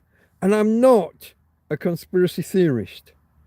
I'm a conspiracy theory analyst. But a lot of scientific journals made major faux pas 5 years ago, and some of them are really struggling to recover from it. And publishing these things, basically they're publishing press releases rather than scientific papers. And they seem to be competing for public attention rather than for scientific accuracy. And yeah, this one in particular from the Cambridge astrophysicists, whatever, it's been picked apart by everybody. The wording saying we're finding chemicals out there that on Earth are only produced by life, when you know full well that they can be produced elsewhere by other processes. That's disingenuous to say the least, and it's outright deceptive at worst. Yeah, so but like going back to my kind of my four pillars, my four articles that are just always, there's always one out there. So this week as well, we had the latest Parkinson's cure, which is kind of a recycled Parkinson's cure from 25 years ago. So here's I mean, Parkinson's is a terrible disease, and you wouldn't wish it on anybody. Approximately 1 person in 1,000 is diagnosed with it. I think they said there was 8 million known cases. Now, this probably means 8 million cases in the developed world. But 8 million cases out of 8 billion people means 1 in 1,000 as a ballpark. And they tried something I think in the 90s, or maybe the early 2000s, which was grafts of brain tissue from dead fetuses. We'll come back to the ethics of it later. Let's just skip that for now. But they did these grafts in the past, and for some people it had positive results. But they were grafting, obviously, the tissue from an external source. It means that you have to suppress the immune system for the rest of the person's life. Otherwise, the graft's going to be attacked by the immune system, and that's not something you want running rampant in your brain. You don't want your own immune system tackling bits of flesh within your brain. And that had bad consequences, and over time they've worked out that you don't need to actually be taking tissue from fetuses. What you were after was stem cells, so a stem cell, just to backtrack for anyone who doesn't know, I'm sure most of you do, but a stem cell is a cell that can become any other cell within the body. It's from early on within an embryo, say, but you still have them actually within your body all along. We used to think that like brain cells couldn't be replaced and couldn't, but you do. You do, to a limited extent. You do have stem cells circulating within your body, and they go where they're needed, and they read chemical signatures from the surrounding environment within wherever, and they become the cells that you need them to become when they're your own stem cells. Now, you can take stem cells from a donor, and again, they can do wonders, but you have to take the suppressant. You have to suppress the immune system if you do that. A few years ago, they came up with a thing called the pluripotent stem cell. Take any cell from your body and reverse it. So let's say you take skin cells and you can turn them back to stem cells, and then put them where you need them within your body. And the theory was that they would then become what you need. And because they were derived from your own cells, there's no rejection. You don't get attacked by your own immune system. So they tried this once upon a time with, well, they've tried it both with Parkinson's and with Alzheimer's, and with mixed results early on. They had problems where these stem cells would rapidly reproduce, which is what they're meant to do. But of course, if they reproduce rapidly in an uncontrolled manner, we have a word for cells that reproduce rapidly in an uncontrolled manner. We call that cancer. And this was what they had problems with in the 90s and early 2000s, trying to treat Parkinson's and Alzheimer's with these things. But they think they're getting better at it now. They, rather than just sending these cells in, hello Thomas, rather than just sending these cells in, these pluripotent stem cells, rather than just putting them in place and letting them decide what they want to be, if you can give them the right chemical signals before you implant or infuse them, you can set them off in the right direction, targeting what you want them to be. before they before you put them in, before they start their journey, and there's less of a risk of them running out of control. So there's been a couple of studies released this week, or at least talked about in the media this week, on Parkinson's disease. Two different approaches to tackling Parkinson's disease, which I think, I'm going to say dopamine. Parkinson's disease, it turns out, is like a lack of dopamine production within the brain. Hello, John Aldwinkle. Hello, my friend. I said hello to you earlier in a comment on a, I can't remember which video it was, but hello again. I'll do. I'm at the end of a can here, so I'll just finish this one off.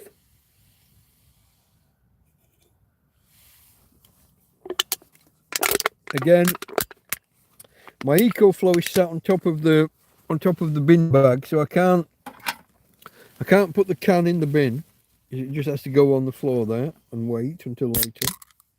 But I'll open another, and cheers to the subscribers. If you're feeling left out because you're not a subscriber, the button's down there. Hit the subscribe button, rewind a few seconds, and watch when I say cheers to the subscribers. You're now included. Cheers, guys.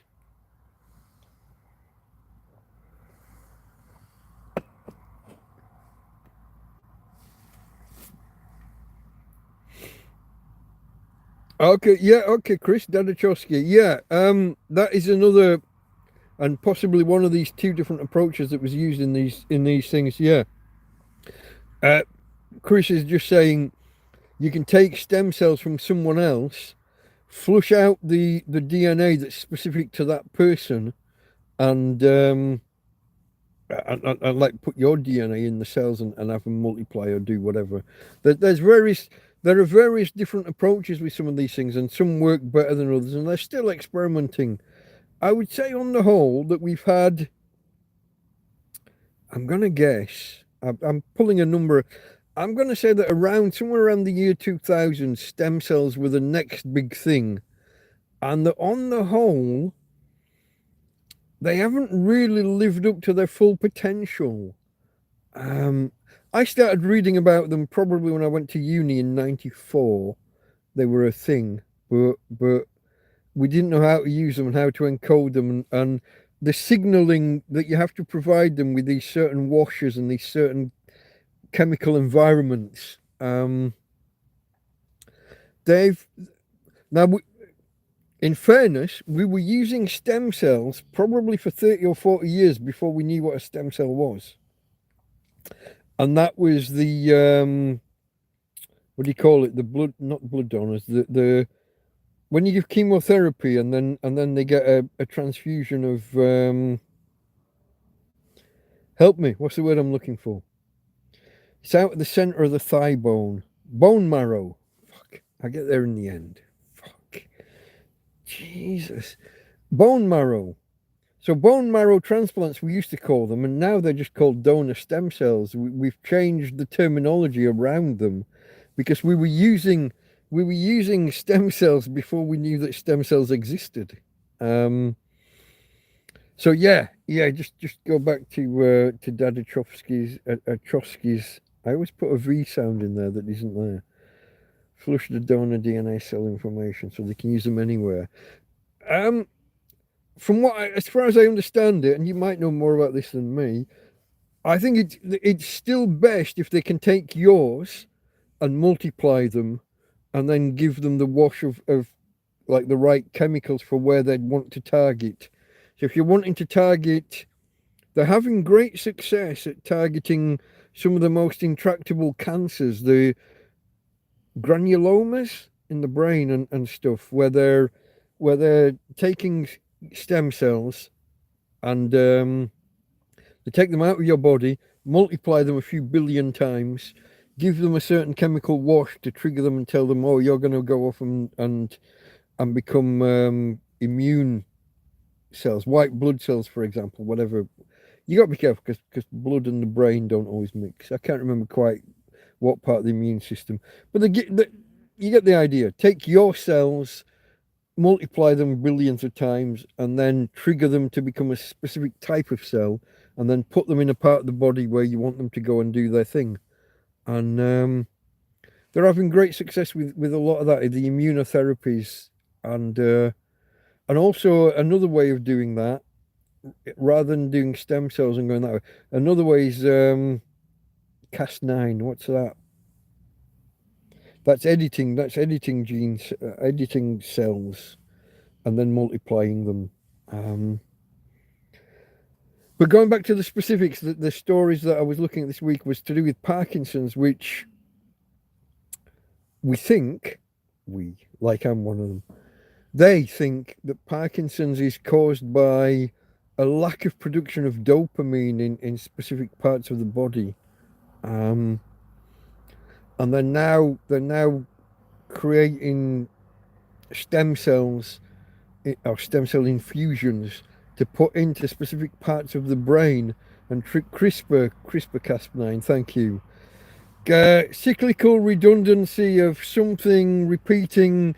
How does it go? Cyclical repeating of, what's the word for a word that comes backwards and palindromic CRISPR. Go on, you've got a computer in front of you. I haven't. Tell me what CRISPR stands for. Cyclical redundancy of something palindromic antonyms, or I don't know, fucking. It's a marvellous word, CRISPR-Cas9. And they're still trying to work out who's going to get the Nobel Prizes for it, aren't they? Because there's big arguments amongst the different groups that were there at the beginning and who shared research with who. And Nobel Prizes are limited to a maximum, I think, of 3 people. And they all have to be alive. Well, they don't all, the recipients have to be alive. You can't receive them posthumously. So you get all this. There's Nobel Prizes to be had, and there's arguments as to who's going to get them. Cyclical redundancies of repeating palindromic. Yeah, it's a fascinating topic, but let's just call it gene editing. That's another way of taking cells and making them target specific DNA patterns, and it turns out that's how our immune system. We're remembering the whole thing. Yeah, but you got a computer in front of you. You can type in and get the answer. It's definitely got cyclical. It's definitely got either repeating or redundancy. It's definitely got palindromic or palindrome. The I and the A. Nah, I don't know. But the way your immune system records.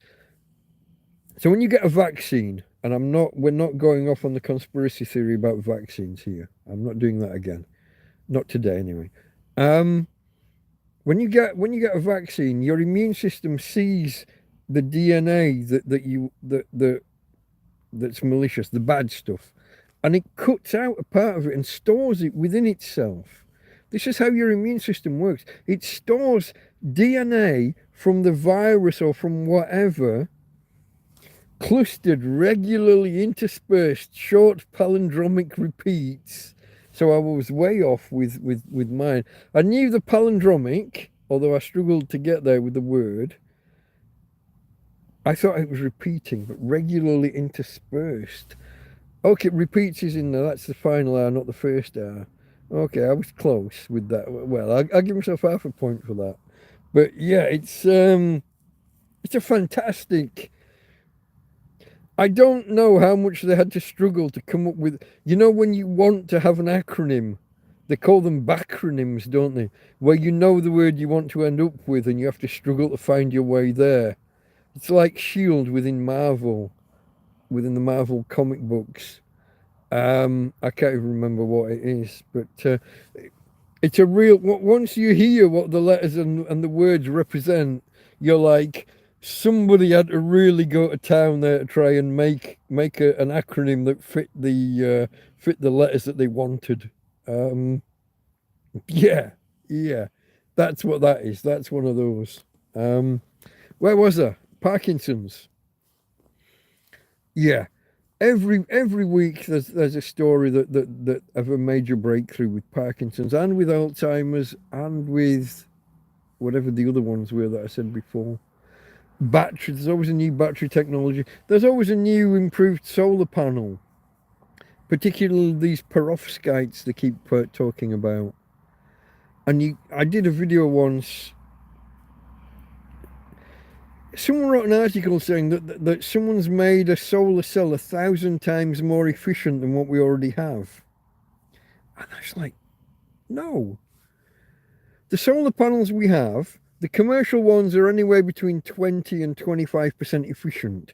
For every square meter, if you took every bit of light energy landing within that square meter and you put a panel there that's a square meter, we capture between 20 and 25%. The top panels, the ones that NASA use on spaceships and satellites, those are 30 to 32 or 33%, I think, at the minute, the last I heard. So if you're capturing 25% of all the energy hitting you, you can only increase fourfold. You can't catch more than 100% of the solar energy hitting that square.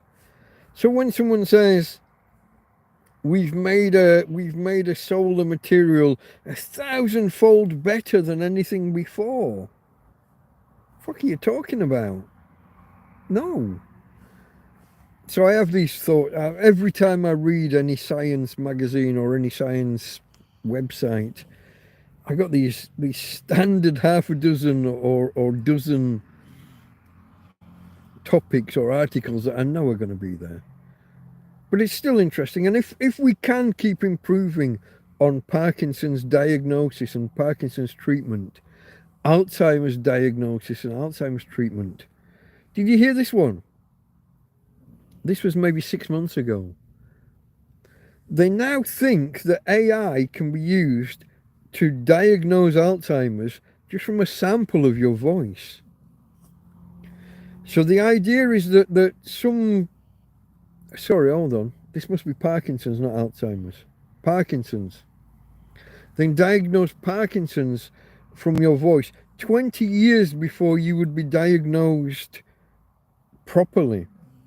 And it was to do with a muscle weakness somewhere in your larynx or somewhere in your throat. And they set up a telephone line and invited like thousands of people to ring and just... You ring and just like say, my name is, and insert name here. And they would tell you whether they thought that you had the early stages, the early onset of... Like, it has to be Parkinson's because it was muscular. I thought it was Alzheimer's or it was Parkinson's. Maybe I've got early onset Alzheimer's because I'm misremembering. Shut up. But it's interesting, isn't it? There's always new... Now you got to go chat to AI, damn hypochondria. Yeah. Whenever I hear about hypochondria, I'm reminded of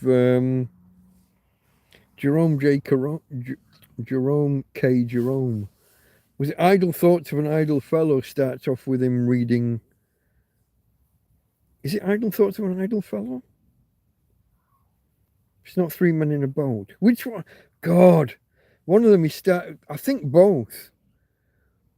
He starts off, he's in the library and he's reading a medical pamphlet about some disease, and he gets convinced he's got every disease ever, except for housemaid's knee. Is it housemaid's knee or tennis elbow? I think housemaid's knee. And he's upset that he's got every disease ever, scarlet fever, rabies, he's got them all. But the only one that he can't diagnose himself as having is housemaid's knee. And it's because he's a fucking layabout. He never does anything. But whenever anybody mentions hypochondria, I am reminded of Jerome K. Jerome, JKJ, or Ari K. Ari, as the press dubbed him at the time. My favourite book ever. I did start recording it as an audio book, and I got 3 or 4 chapters in, and then the phone I was using broke. I should pick that up and carry that on. I will do some of the remaining. I will do the remaining chapters. I will carry on with that because I enjoyed doing it myself.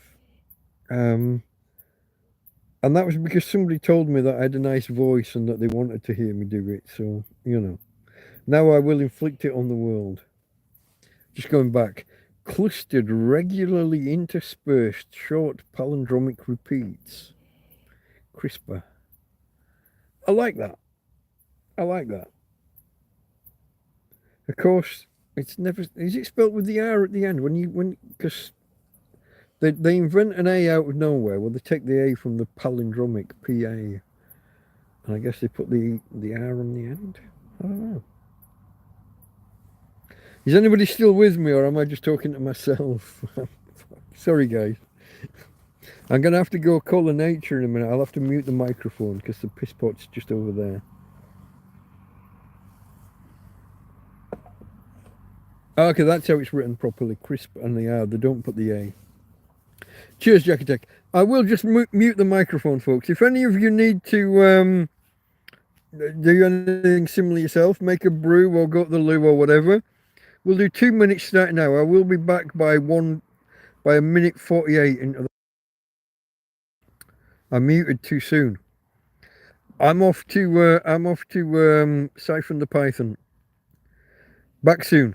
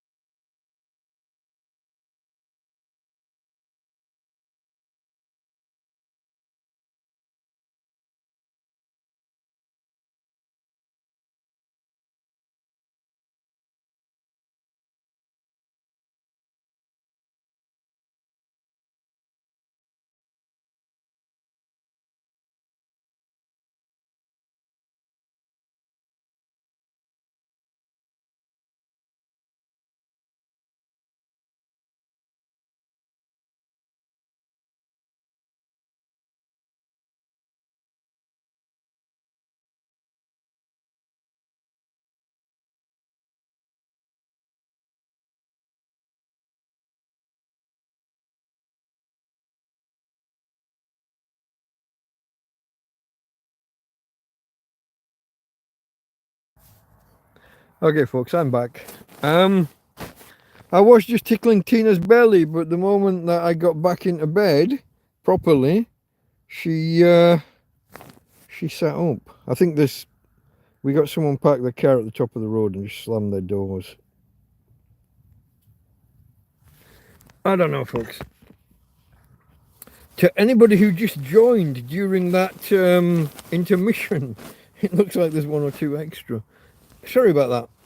You joined a tramp while he was taking a break for a call of nature. I had to. I didn't. Yeah, break. I had to not only mute the microphone. I had to, because of the angle of the phone. I had to check that I was behind before I did what I needed to do into the bottle.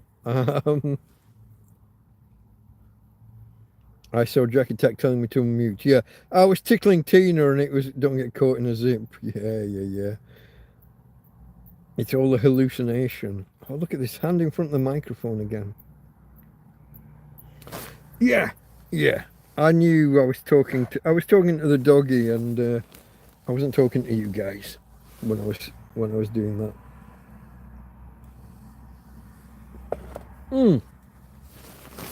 Oh, adjust. Just excuse me, folks.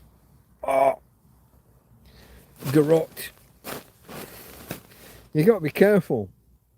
If you're not sat right, and you slouch, and the trousers. Yeah. Okay. What was I rambling on about before we broke off? Cheers, Jack Attack, and everybody else. Cheers, guys. And if you are of a herbalicious persuasion, toot toot.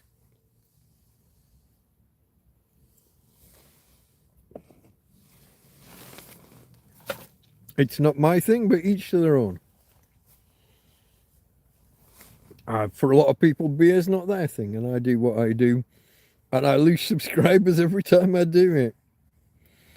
If you are particularly offended by alcohol, this isn't the stream for you. Fuck off. If you can't tolerate it, I don't know what to say.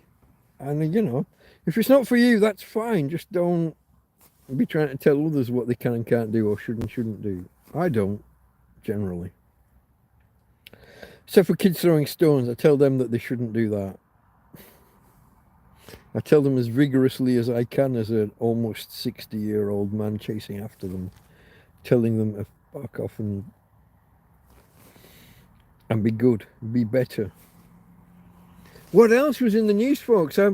Talk to me. What have you seen in science or technology news? I'm sure I discussed the life on other planets one, didn't I? I've discussed the Parkinson's one. What was the Alzheimer's one? It's a similar thing. I'm sure it's stem cells and what have you again. But yeah, eventually, once we master them properly, stem cell therapies are going to revolutionize life. Okay, I'm off on one now, guy. I've got a topic, I'm away. Aubrey de Grey and his escape velocity, what's it called? Longevity escape velocity. There's an idea. I might have touched on this one before. I might have talked about this one before. Jack Attack's probably heard it all before. So currently, for every 10 years that you're alive, human longevity on average is increasing about 1 year for every 10 years. Now imagine if we could improve that a little bit. Imagine if for every 10 years that you're alive, we could extend life by 2 years. And so let's say by the time you get to be 80, you've got 16 years more than you would have had when you were born. So basically you're going to live to be 96 now. So let's say that means you've got basically another 2 decades. In those 2 decades, if we could add 3 years per decade, scientific improvements and scientific, engineering, mechanical, whatever it might be, if we can just keep improving. So now, instead of being 80, we're going to be 96, but in that extra 2 decades, we can add another 6 years. So now you're going to be 102. Imagine if we could add another 3 or 4 years during that 6 years or 8 years or whatever it was that we worked it out as. If technology and engineering, and if we can just get better at the science and everything involved, it is proposed by a bloke called Aubrey de Grey, Aubrey, D-E for de, and Grey, I think it's the English spelling, Grey. rather than AY.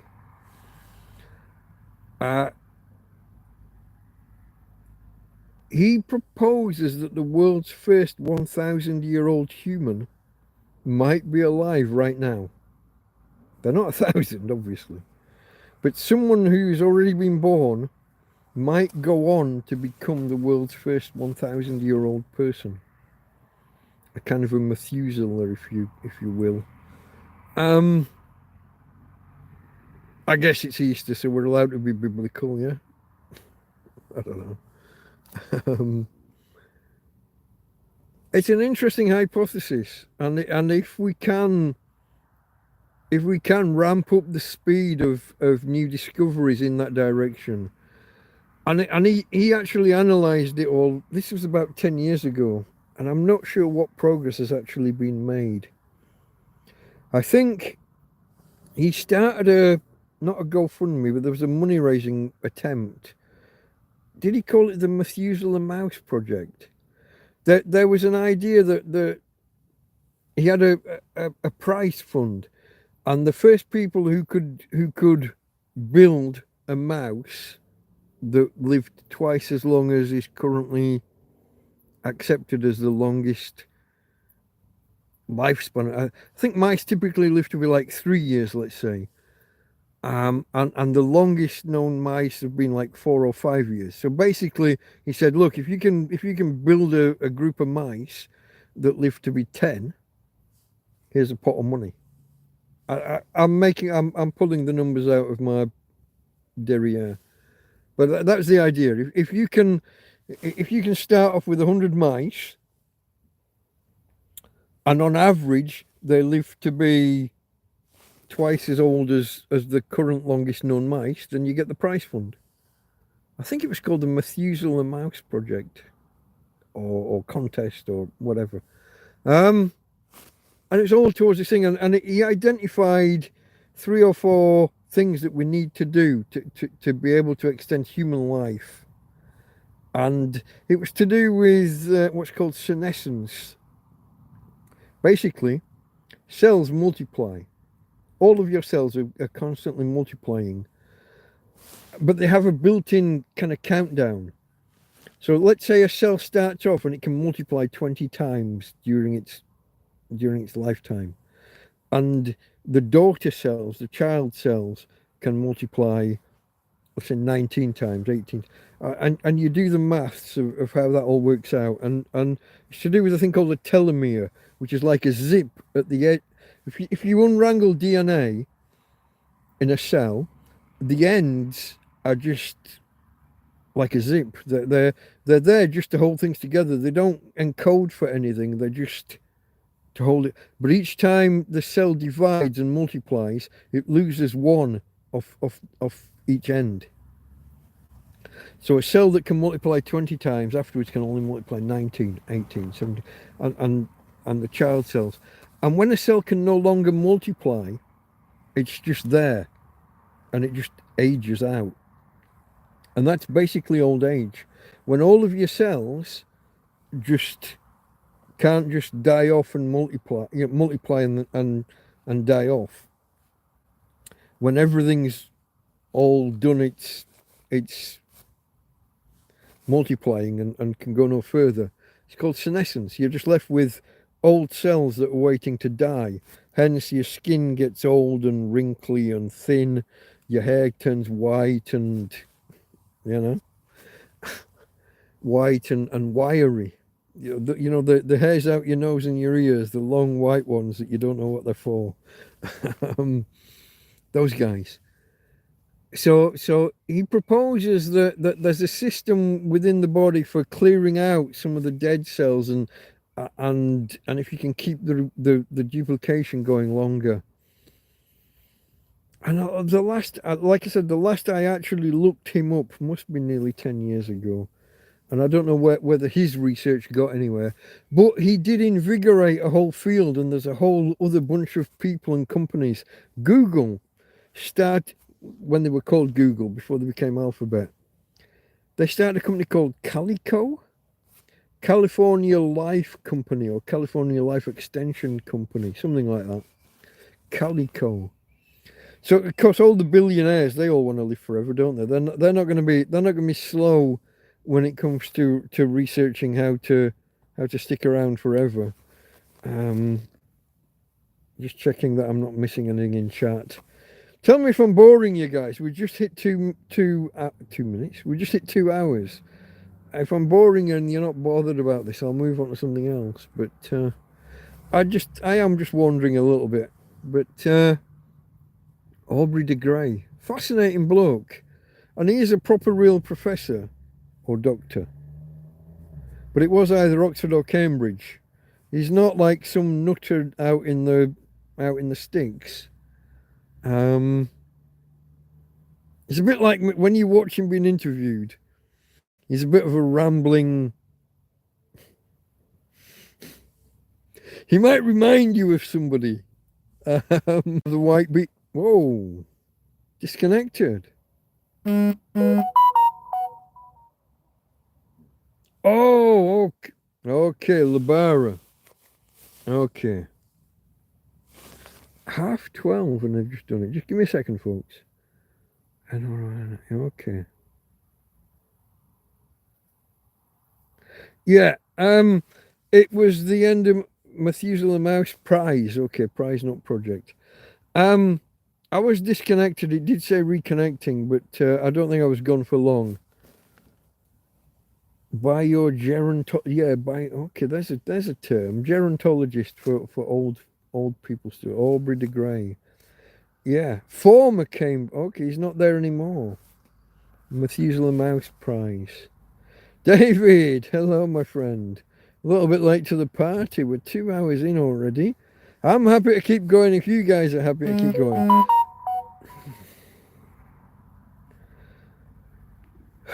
My phone contract is just renewed.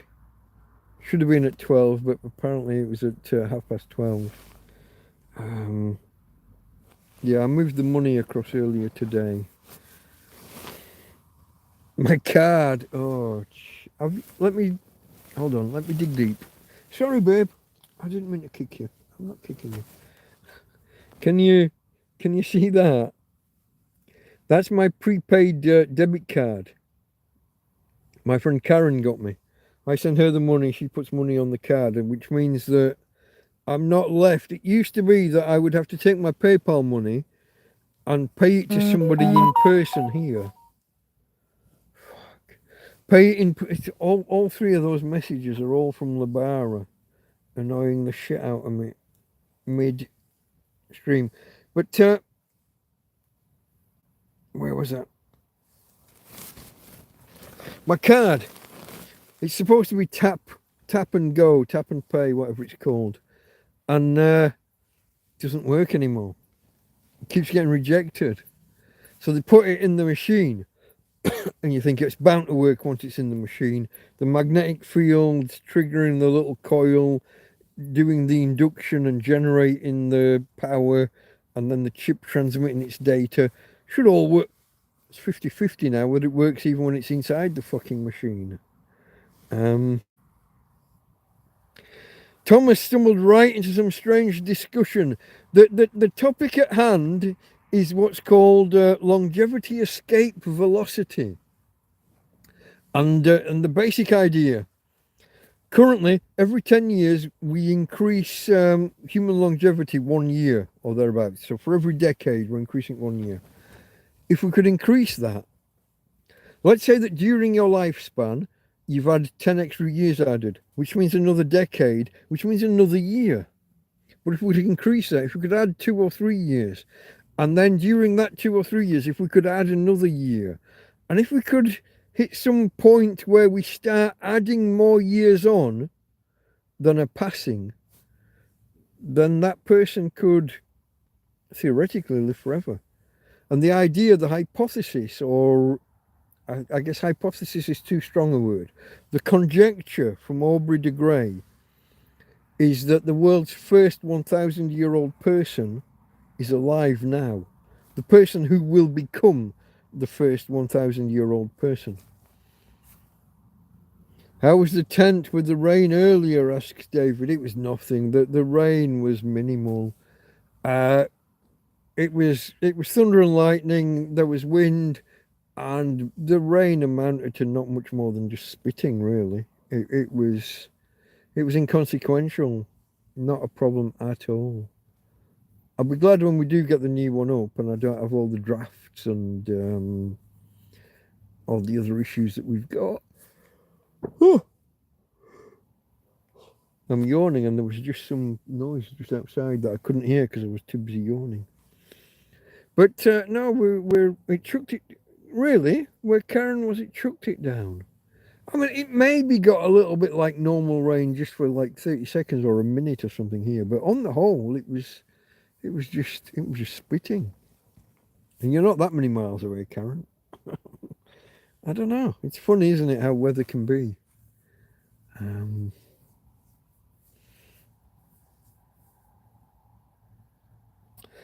Yeah, well, there's the other thing. There's the other thing, Thomas. Yeah, you can move the average, but you'll also have some people who just live longer.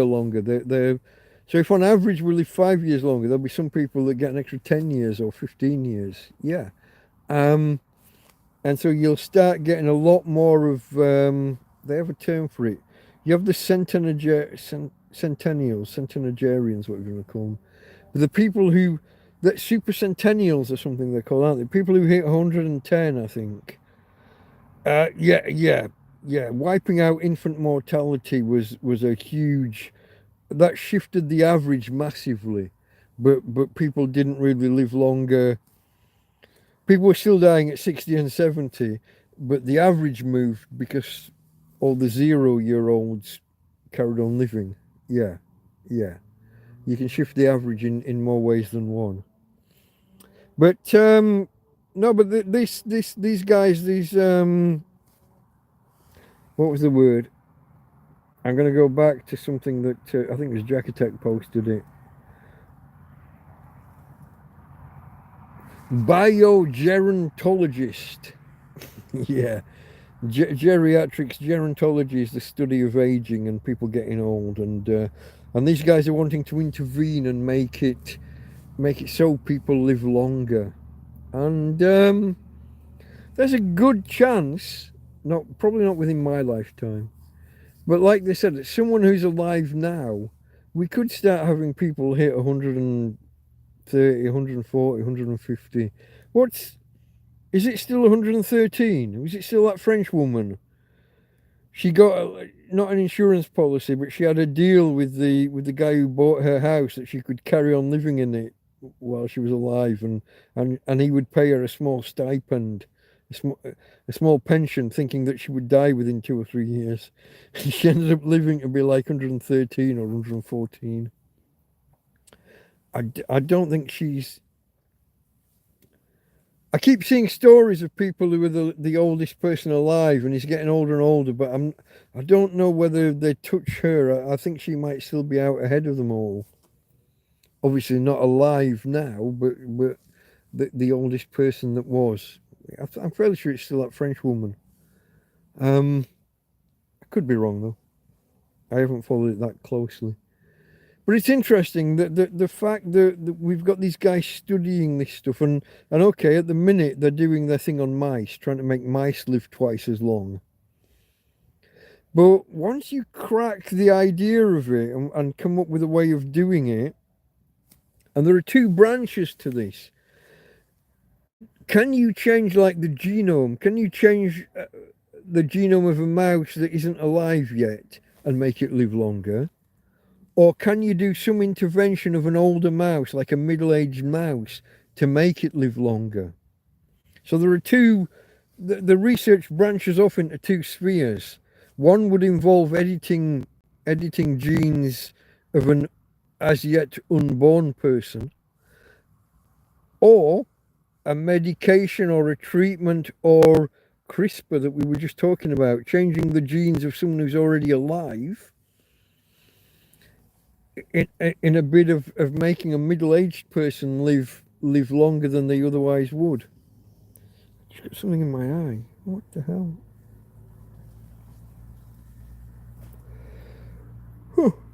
That's awkward. But yeah, I find all that stuff fascinating. I'm not sure what tangent we took from what tangent to get onto aging and Aubrey de Grey. I don't know how to make a tangent back because I don't remember where we came from. Uh, I guess we're going back to just these topics that are always when you read science magazine, you pick up New Scientist, or as a friend of mine once called it, New Scientologist. He dismisses it as being not science, as being more PR. The idea that a lot of these articles that get covered in the science journals are not actual peer-reviewed scientific papers. They're the press releases that come out alongside papers that are yet to be reviewed by their peers. And that's a fair critique of a lot of this stuff. A lot of this stuff grabs the headlines before it's actually been peer reviewed, like the one this week with the atmosphere of the planet with chemicals that can only be produced by life here on Earth. And it turns out that no, there are on Earth maybe, but in other places there are chemical processes that can produce those same chemicals. That's just not the story that the press run away with. And as soon as the peer review process starts, the story's like immediately being debunked. On another danger signal with the particular article, everything he references, when you do a scientific paper and you reference other papers, they're all his own. He's like the only person ever come up with this theory that this shit can happen. And so all of his references, as proposed by me and other et al, me, as proposed, here's my paper from 10 years ago saying this could happen, and now here we are, it's happening. He references 20 papers and they're all him. It's just like, it's like, yeah, no, I guarantee this is true because you remember that other bloke that said this? Yeah, that was me. I said it. Fuck off. That's not how science works. Referencing yourself and only yourself. That's bogus. That's just not how it is. Changes to environment over generations. Yeah, changes to environment, changes to knowledge. But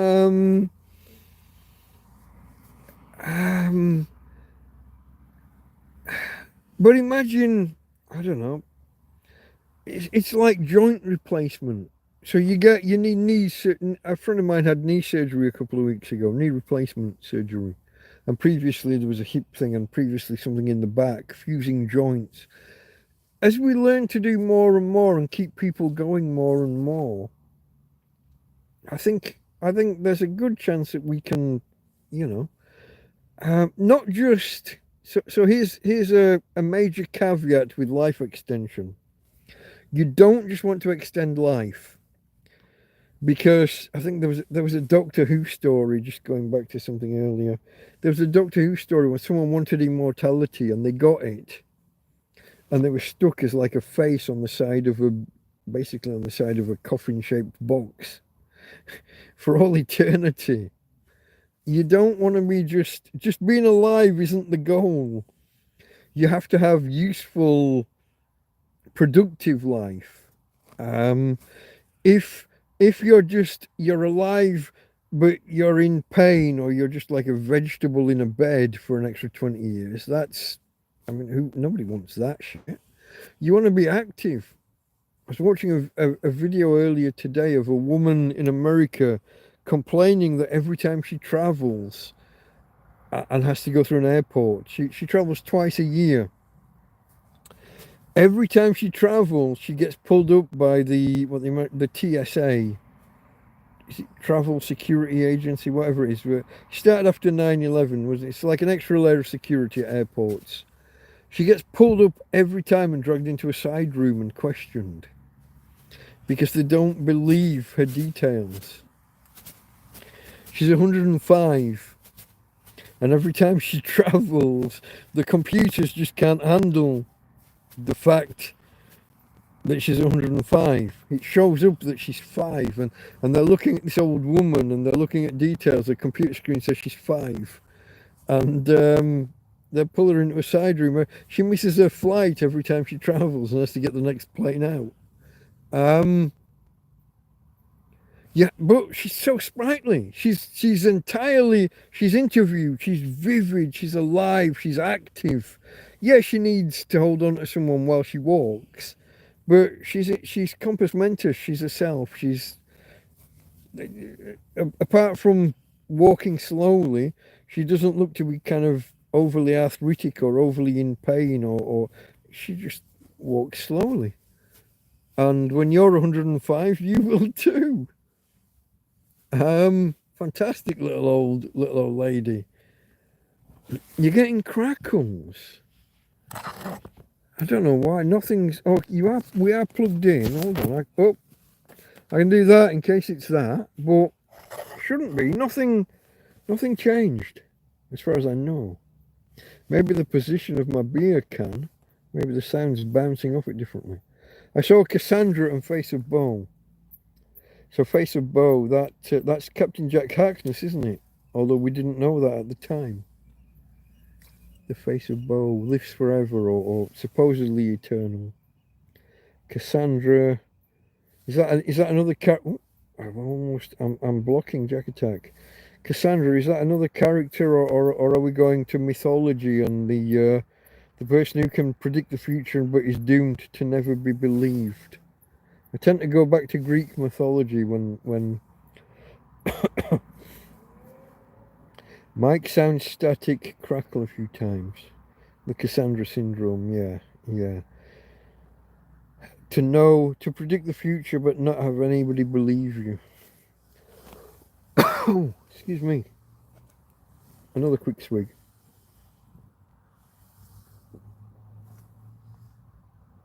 Dry, tickly throat. That's my excuse and I'm sticking to it, folks. I was going to say something before. I was going to go off on a tangent from a tangent.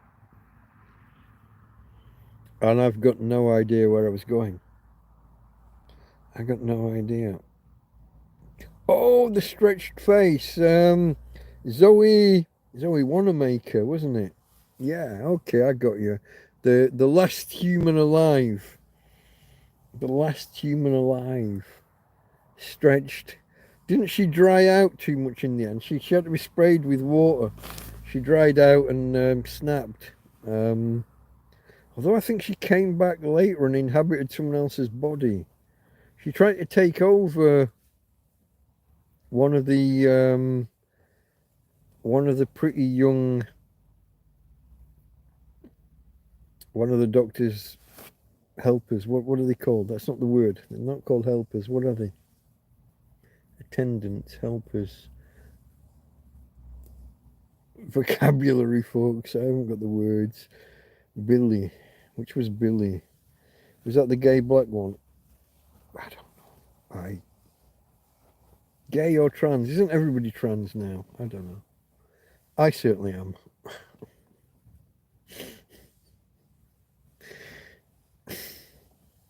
Shut up.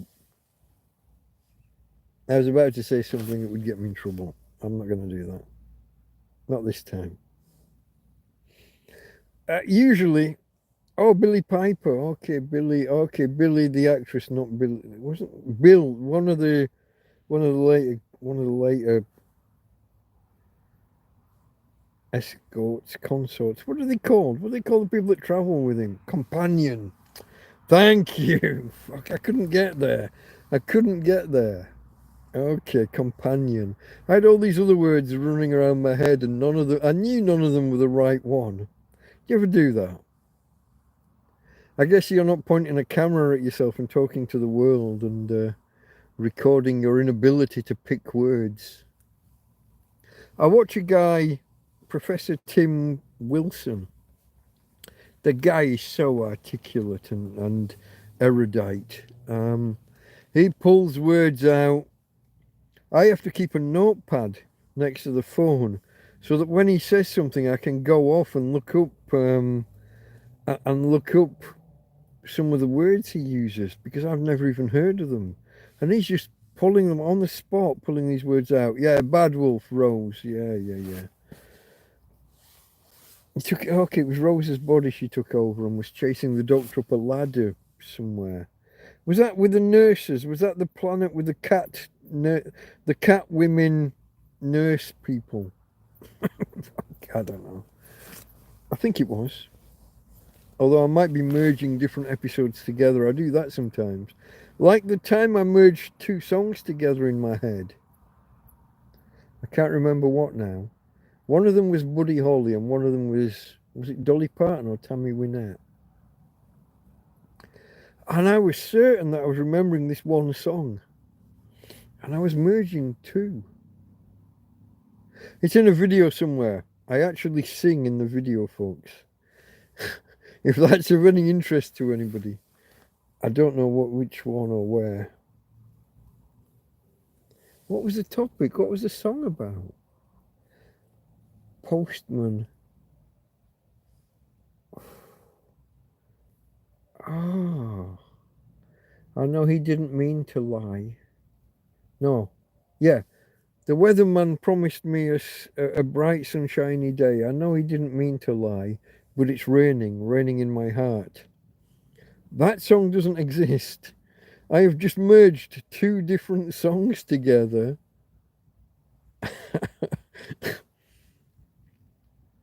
Yeah, I did that. And I was certain that was a song. One of them I think is Tammy Wynette and one is Buddy Holly. And I've portmanteaued the first half of one line and the second half of another line from totally different songs together. And I was certain this was a song. Probably one of my videos about weather forecasting, would you think? It sounds like it could be to me. Hey, what do I know? I'm just a tramp. I live in a field, for fuck's sake. Nobody should listen to me. Especially me. I shouldn't listen to me. But at times I do, and it takes me off on a wild adventure, folks. Tangents from tangents. A sick mashup. Yeah. I do that. I do it all the time. Misheard lyrics is fun because what's he called? Was he from Burnley or somewhere? He's a northerner. Big lad, fat lad, runs around on Blackpool Tower. Yeah. I can't think. But he does that whole routine, doesn't he, of misheard lyrics, and it's phenomenal because it's true. I mean, when I was a kid, we had that advert on TV.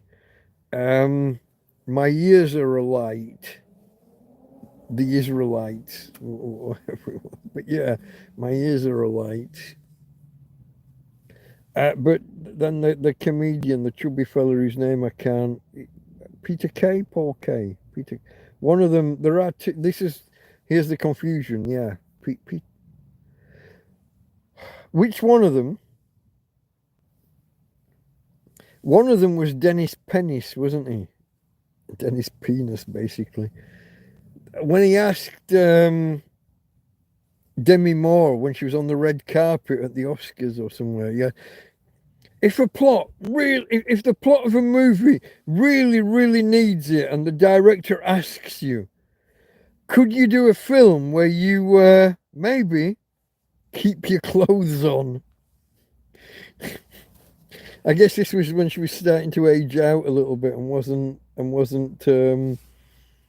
So that's Peter Kay. So Paul Kay is Dennis Penis, and he did the film about Crown Green bowling. But Peter Kay is the comedian. He looks like he's been. I don't think he's ever properly announced that he's been ill, but he clearly was the last few years. He kind of disappeared and lost quite a bit of weight, and I don't know what the current state of play is there. I don't know if he's made any kind of official announcement or anything, but he was clearly unwell for quite a while with something fairly serious. Maybe he'd caught the AIDS again. I don't know. Here we go. Here we go. Let's go back to bone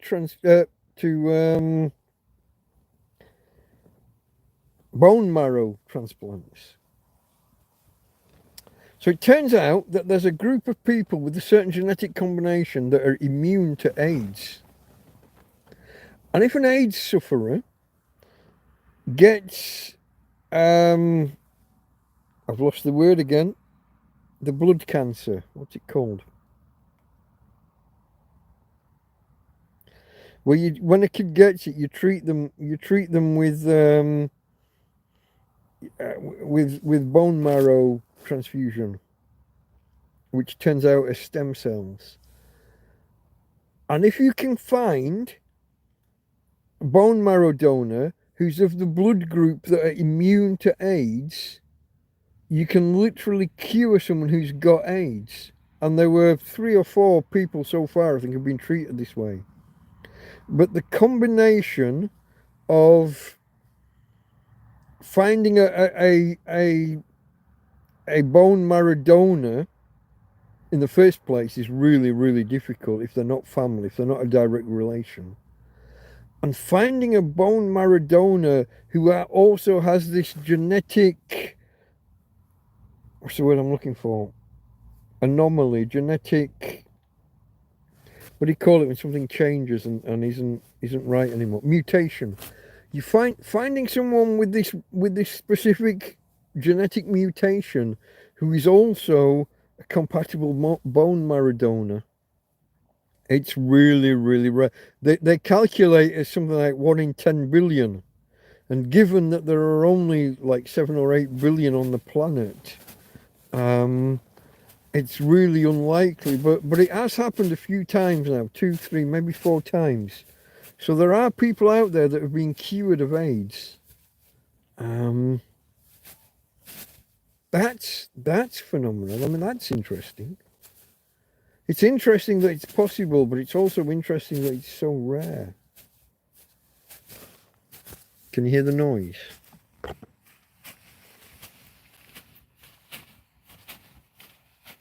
She's asleep. She was asleep till I just said that. She was running in her sleep. She can't run in real life anymore.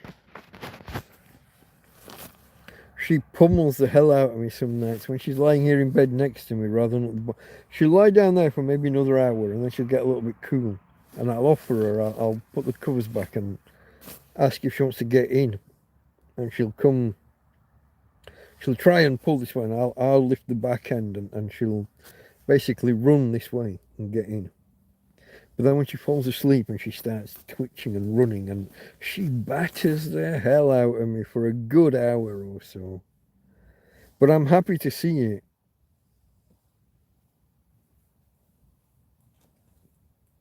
Oh wow, that's a hell of a temperature spread, Thomas. Within a few hours, you go from 21 plus 21 to minus 0.5. That's a big. That's a big.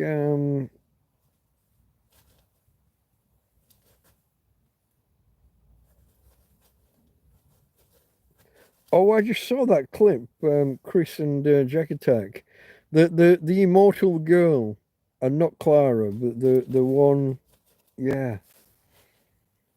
I just saw a clip. YouTube Shorts are always throwing up. I get House, the Doctor, and Doctor Who at the minute. Those are the main shorts that get thrown at me. And I guess the more I watch of them, the more I watch them, the more they show them.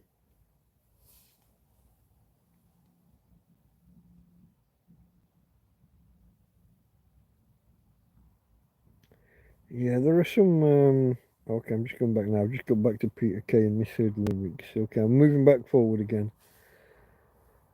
The episode where the alien tech kept a girl alive, but basically she was dying constantly. That doesn't sound pleasant. That should point towards a cure. This is the AIDS thing, Thomas. You would think so, but it's been a good 10 or 15 years now, and I don't think they've made any more progress on it. I would have thought this Cas9 stuff that you could take, I would have thought you could have taken blood from any donor by now, done the CRISPR thing and edited the genes within some cells, replicate a few billion of them and put them in. It's not happening. I don't know why not. I don't know what the holdup is. But yeah. Yeah.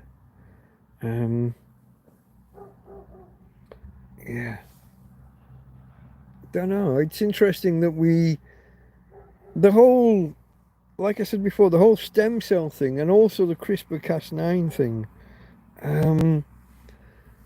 they look like they should really be going places, and there's some progress and there's some usefulness to them. It's just not the immediate thing that you think it is when the discovery is made. Now, if you look back further, you look back historically. So like lasers were invented in, I think, the 60s, maybe late 60s, maybe early 70s. And for a good 20 years, nobody knew what use they were going to be. They were an interesting technology and they were marvelous, they were fantastic. Light amplification by the stimulated emission of radiation. You see, I might not have learnt what the letters of CRISPR stand for, but the letters of laser I know, and have known since I was about 5. But for 20 years, nobody knew what to do with lasers. And now, the whole CDs and DVDs, this, that, if you turn them right down to a low level, eye surgery and other surgeries, robotic surgeries using lasers all over the place. They're in use all over. But we were a good 20, 25 years before we knew what to do with them or how to harness them, how to use them safely. Maybe CRISPR-Cas9 and some of these other technologies, maybe they'll need even longer for us to find uses. The example I gave a few weeks ago was buckyballs, C60. When it was discovered, we thought it was marvelous and it was gonna revolutionize the world. We were gonna have space elevators within a few years.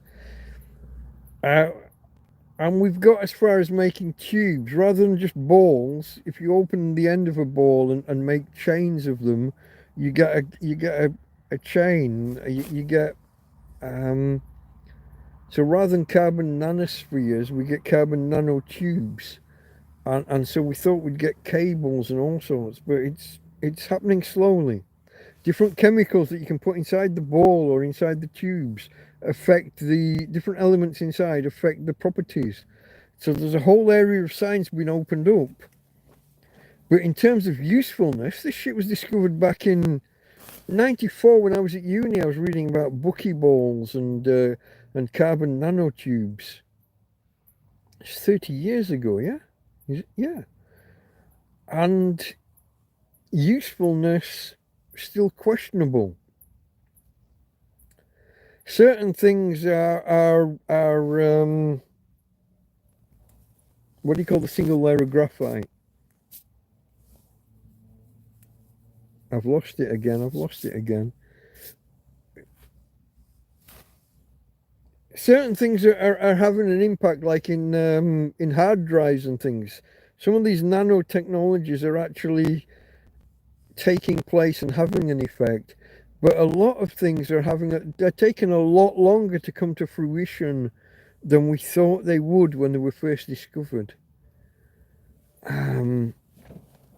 I almost had it there and I've lost it. Graphite, come on, single layer. Take some sticky tape, sellotape onto graphite and pull it off, and you've got graphene. Thank you. Fuck. And we're also discovering that you can do the same trick with other elements, with other chemicals. You can take a single layer, I think it's gold. If you can make a basically, they call it two-dimensional, don't they, rather than three.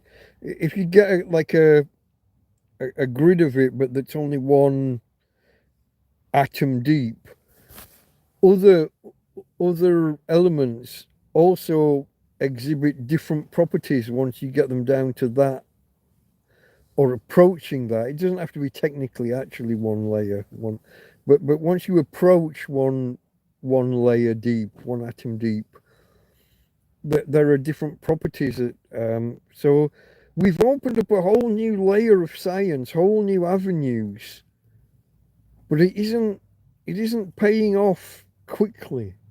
10, 20, 30 years later, we're still discovering the properties and investigating the properties, and not fully bringing to fruition something marketable, something usable.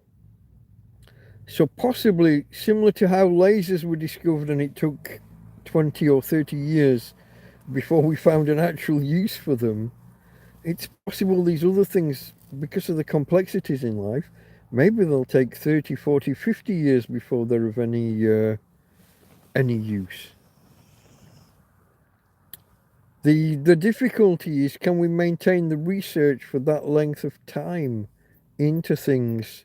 Can we fund research over that length of time till we find a use for them? Once you find a use for them, money becomes bountiful. Money will be reinvested and ploughed in.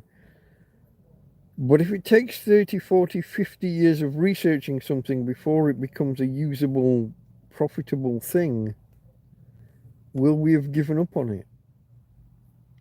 Interesting question, I think. And I don't know what the answer is. I think some things we will have abandoned, and someone will revisit them in 100 years' time, or maybe longer, and find that we've missed a step. Takes me back to a conversation I have with myself, or I thought I have with myself often. Hieron of Alexandria, sometimes just called Hero of Alexandria. He basically was on the cusp of discovering the steam engine, 500 BC or 800 BC, whenever the hell he was. Hundreds of years BC, Hero. Okay, and you see different spellings and different versions of it. But he boiled water and he had it come up through a tube, and he had a pipe. It would come up in the middle, and it had a pipe with a thing sticking out that way and that way, and if you shot the steam out, it would spin. And to him, it was an interesting toy. It was a diversion. It was, and this was a bloke who had made fountains and things. He'd made machinery do miraculous things with water and with all sorts. But steam, he got to. And he made this interesting moving thing, but never took it anywhere, never went with it, never ran with it. And so what, 2,000 years later, 1800, whenever we started messing with steam engines and turned them into useful work, mankind, civilization, missed out on a 2,000-year head start. That's interesting. Especially when you put it together with the Antikythera mechanism, the Antikythera device, which is a cogged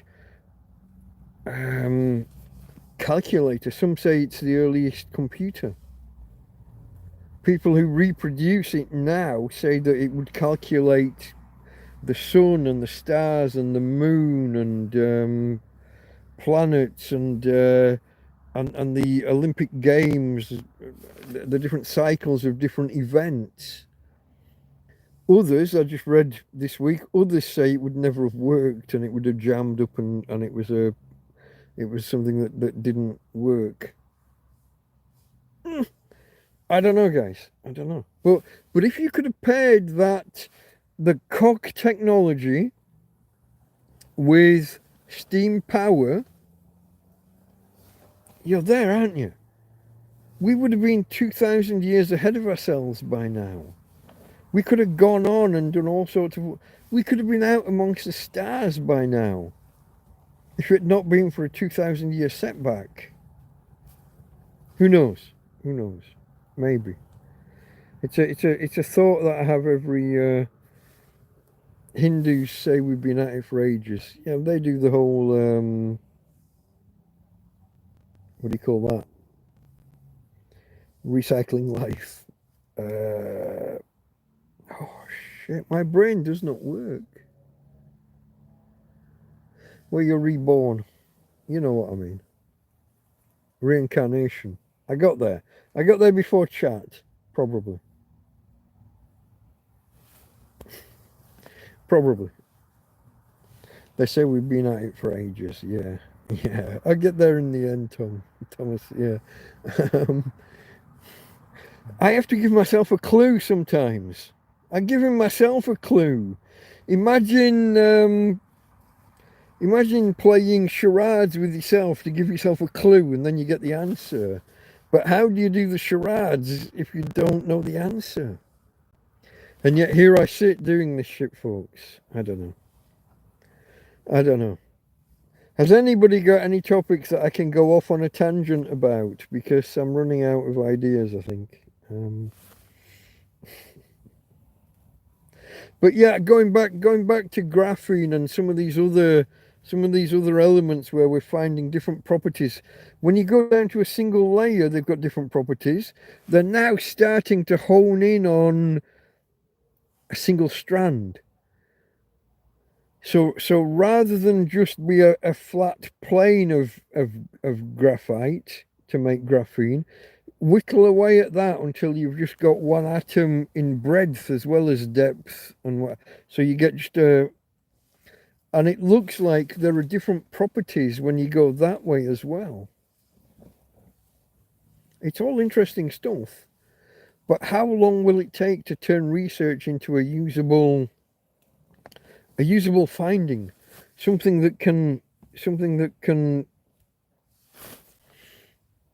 revolutionize the world in some way.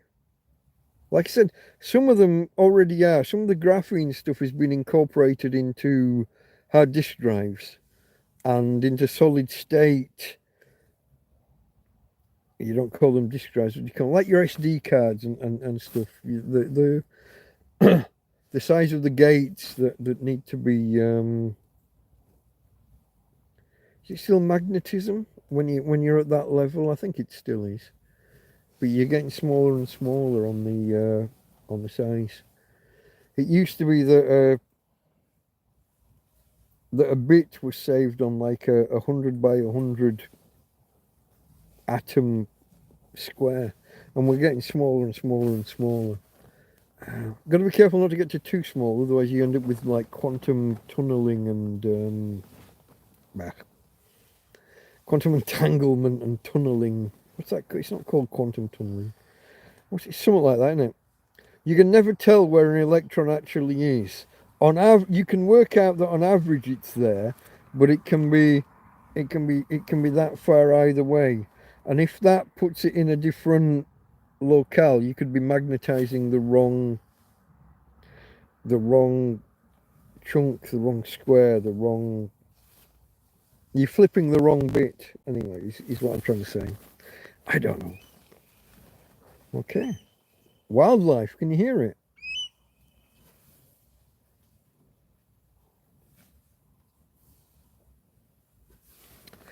Okay, meat and seafood diet. Yeah. Turns out, so food science. It's an oxymoron. Food science. We've been fed total bullshit. That's a pun unintended, but acknowledged. When it comes to food science, we've been fed a load of crap for the last 30, 40, 50 years. Food science. Investigate a chemical, find an effect it has, find a food that has that chemical in, and just pronounce that that food is now good for you because it has that effect. Life doesn't work that way. That's just not how.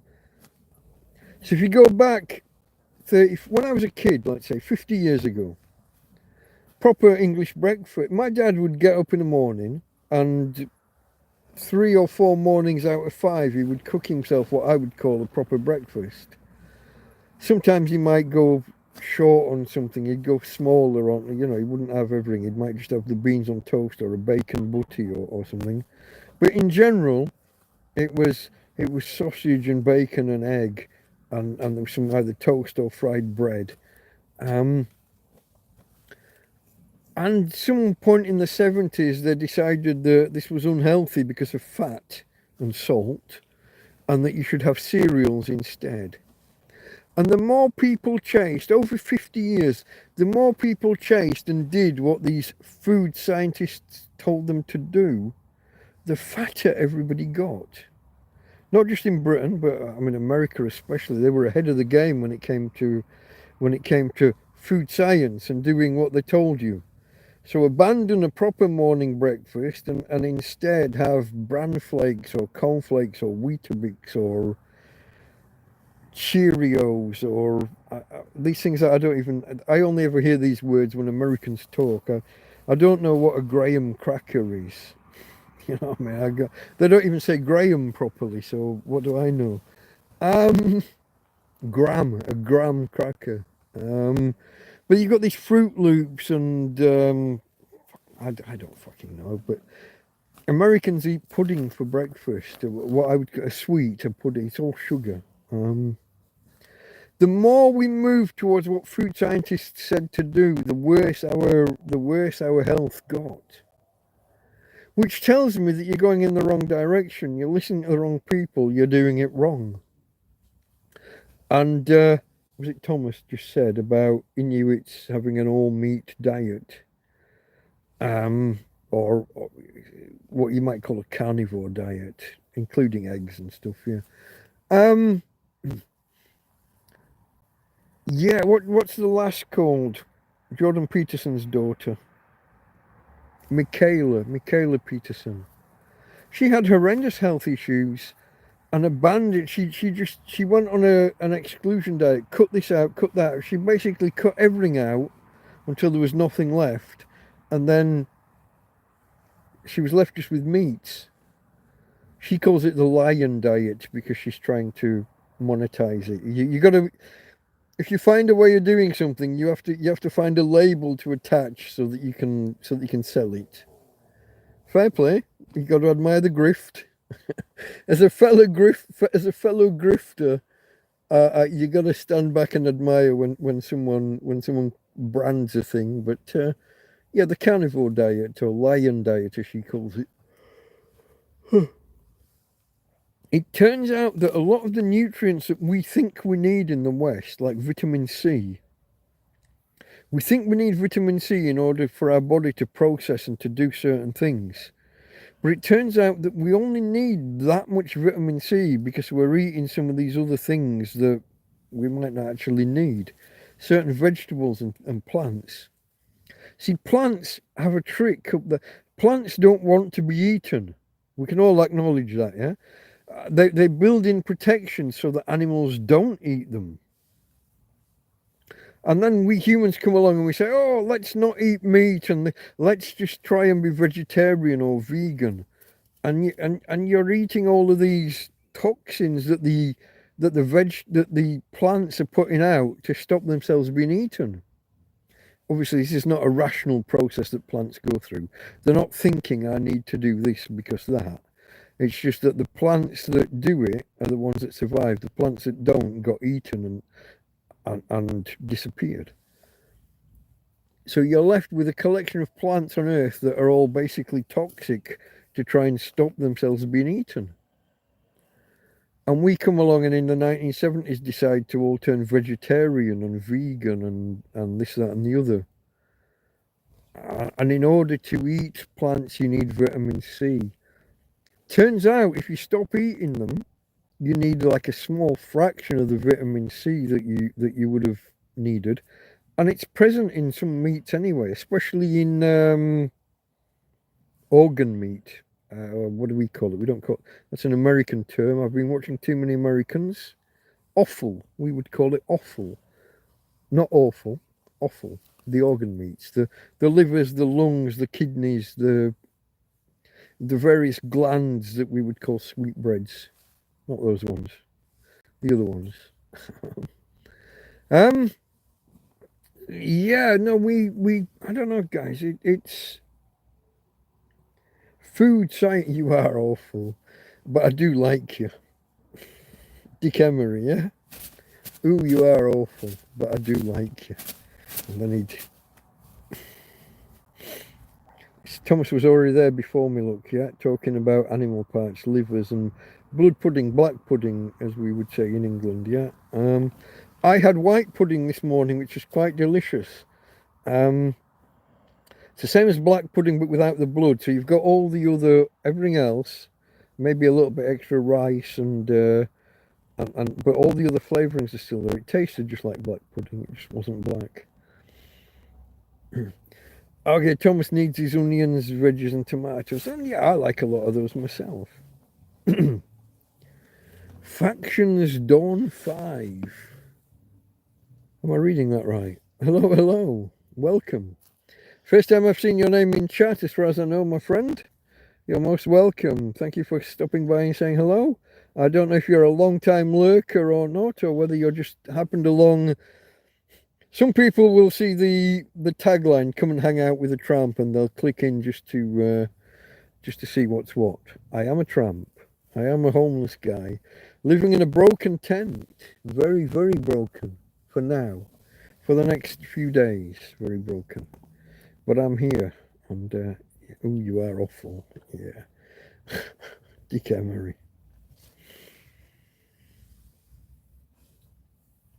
But like going back to what I was saying before, food science, it is almost an oxymoron. The guy that did the research that promoted the Mediterranean diet cherry-picked his samples, didn't he? The same, was it even the same bloke? I think it was. It was the same bloke who did the research that said, what did he say we're supposed to avoid? Cholesterol. It was cholesterol, wasn't it? Yeah, they promoted the Mediterranean diet and said how bad eating cholesterol was, and totally cherry picked which countries. He excluded some that followed the diet that he said, but that had inconvenient data.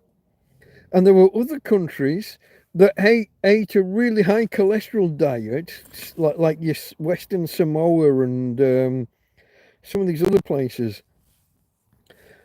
Theoretically horrendous diet, but they all lived a long time and nobody got any cancer. The guy cherry picked his data. Let's include this country and not that. And some of the countries he included, so the Mediterranean diet, and he includes Spain, Italy, France, places like this, that don't really follow the Mediterranean diet. Spain go heavy on meats, and in particular processed meats. Your chorizos and a lot of your other your serrano hams and things. France and Spain and even Italy, bread. They eat a hell of a lot of bread. These countries don't even follow the Mediterranean diet. The guy cherry-picked his data, and nobody checked him on it, and he's been quoted and quoted and quoted for like 50, 60, 70 years, and just assumed his results are totally unreproducible. It's just... The core tenet of science is that your facts are facts and that other people could repeat your experiment and come up with the same results. No, can they fuck? Nobody can reproduce them. It's bullshit. The words food and science do not belong together in any meaningful fucking way. All you can say is that the more a country has followed the food science and turned away from eating meat towards eating cereals, breakfast cereals and stuff in particular, the more the country does that, the worse their health gets over the next 30, 40, 50 years. What does that tell you? Tells me that you're traveling in the wrong fucking direction. If you're following a path and getting further and further away from your destination of good health, then you're traveling in the wrong fucking direction, and you need to do a U-turn, do an about turn. And these people that are considered crackpots at the minute with their carnivore diets, lion diets, paleo, and whatever else you might try, they're not necessarily crackpots. Some of them might be. But I'm saying it's worth re-examining the initial evidence and doing an about turn and heading back in maybe in that direction. If the direction you've been traveling for 40 or 50 years is taking you further from your goal, further from your destination, it seems likely that you're going in the opposite direction to where you need to be going. Turn it back, get back this way. And for me, I gotta say, guys, when my friends, Anton in particular, when he's in the country, brings me either a full English breakfast on a plate or on sandwiches. It's the same breakfast basically, but put on sandwiches. It's such a marvelous feeling to eat that, and it leaves me so full that I don't need a midday meal, and maybe I don't even need a dinner at night. I can be so full from 2 or 3 breakfast sandwiches that I'm good until the next day. Now, my lifestyle isn't the most active. Not since Tina. It was. I mean, a couple of years ago, a year ago, me and Tina would have been off walking. I was saying earlier to somebody, probably to Anthony, I used to have 2 rounds that I did going around the bins looking for useful resources or maybe bags of food that someone's put out. I used to have 2 rounds, 2 routes, and I could go either left or right, and sometimes I would do one and then the other straight after. Occasionally I would do 2 loops of the entire circuit and be walking out there for 6 or 7 hours looking for things to bring back, sometimes having to come back halfway through to bring stuff back if I found stuff. Used to be very active, but a good filling breakfast can be enough to carry you right through to the next morning, or certainly past lunchtime and on towards dinner. And that tells me that cornflakes, Weetabix, Rice Krispies, Sugar Puffs, whatever you, and especially the chocolatey things, the Cocoa Pops and similar. Sugar for breakfast basically doesn't really work for me. I've never really done the pancakes for breakfast thing. I might have tried it once or twice, but that doesn't work for me. But if you examine in particular the American diet, they're basically eating a sweet, what in England we would call a pudding, although America has a very pudding in America is like a chocolate mousse without the air. It's that chocolatey custard thing. That you have to be careful when you say pudding. But in England we would call pudding. It's that course that comes after the main course, the sweet, the afters, the dessert. American breakfasts are basically dessert, all of them. Whether it's pancakes, whether it's Golden Grahams, Lucky Charms, I don't even know the names of them, guys, but they're all just sugar, and that's very different to what Americans would have been eating in the 1930s, 40s, 50s. I'm sure they would have been more. What they would have had would have been more closely related to a full English breakfast. You know, to just a proper breakfast.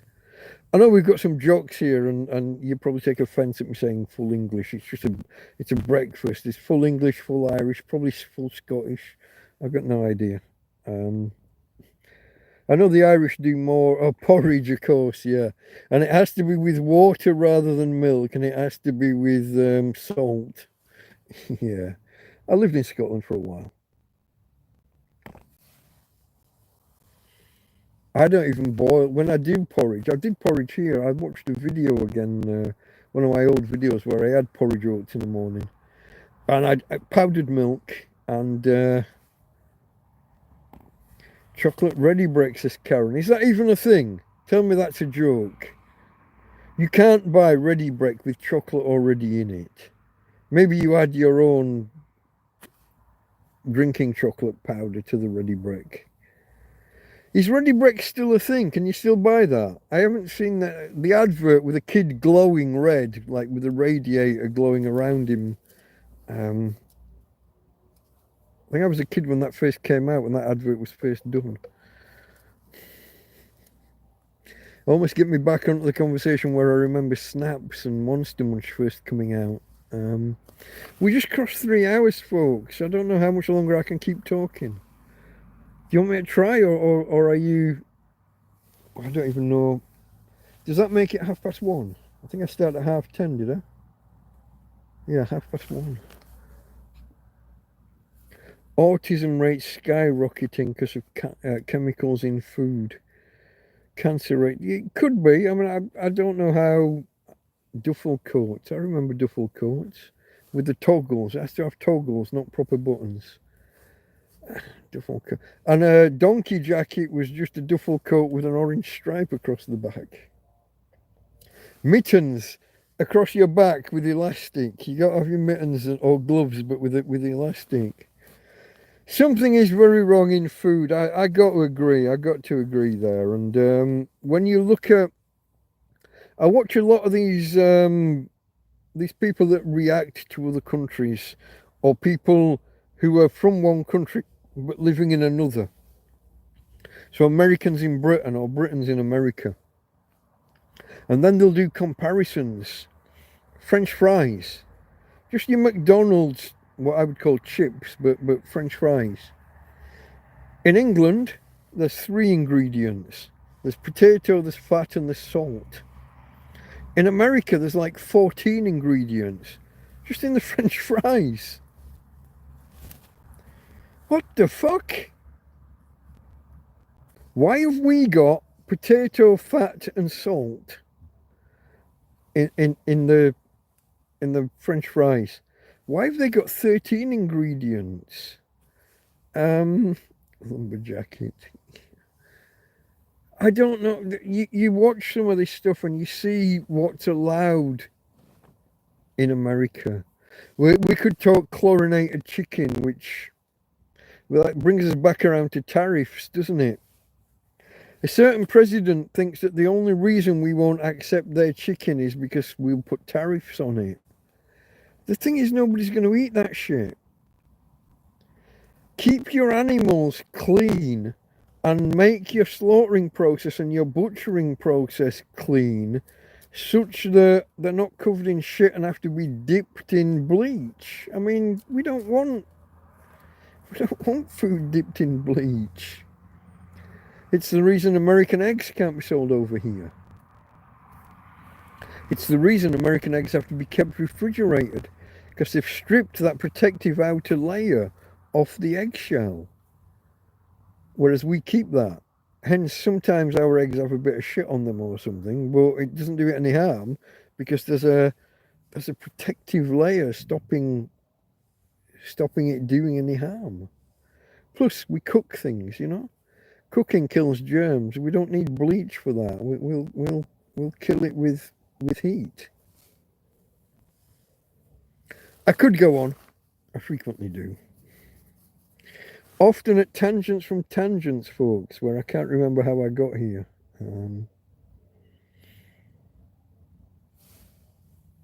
autism rates and chemicals in food. Yeah, something is amiss with our food. I think everywhere. Industrial food goes back to Churchill and the Second World War, certainly in Britain. The mechanisation and industrialisation of food production. Churchill didn't want us to ever be reliant on convoys of food coming across because U-boats, or submarines as we would now call them, can pick off the convoy. So he wanted island Britain, island, I-S-L-A-N-D, island Britain, to be self-sufficient, to produce its own food, which meant removing hedgerows, the use of more pesticides and non-organic fertilizers, just chemical, nitrate fertilizers, nitrogen-based fertilizers. All of that industrialization of the food process. It all goes back to there, certainly for Britain. So that's what, the mid-40s, isn't it?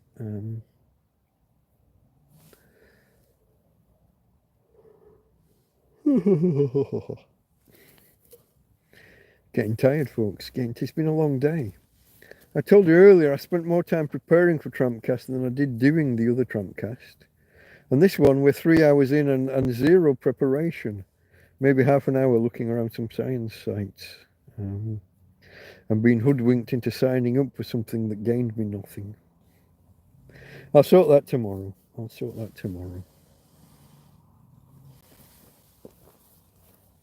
Okay, folks. Unless anybody's got any comments or questions to take us in a different topic. Chicken in a can. I think I'm going to call it quits within the next 5 or 10 minutes. Maybe we'll go well 3 hours 15. We're on 3:06. We'll wind down and just have another 8 or 9 minutes. Chicken in a can isn't something I think I've ever seen. I had some pork in a can a few weeks ago. I've had lots of fish in a can.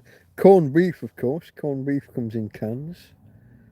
I don't know of many meats that I've had that come in cans. Then again, I don't eat much in the way of meat nowadays, I guess. Chorizo. And I had that other one the other week. I don't even know what to call it. When you're in the supermarket here in Spain, it's in the same section as the chorizo, but it's not a chorizo. It's another processed sausagey thing. But it's a bit tougher. It's a bit harder than the chorizo. Whole chicken in a can. Wow. Stew. I guess, yeah, beef stew you can get in beef. Stewing beef comes in cans. I don't know that I've ever had it. I would have something like spam, yeah, corned beef and also spam, yeah.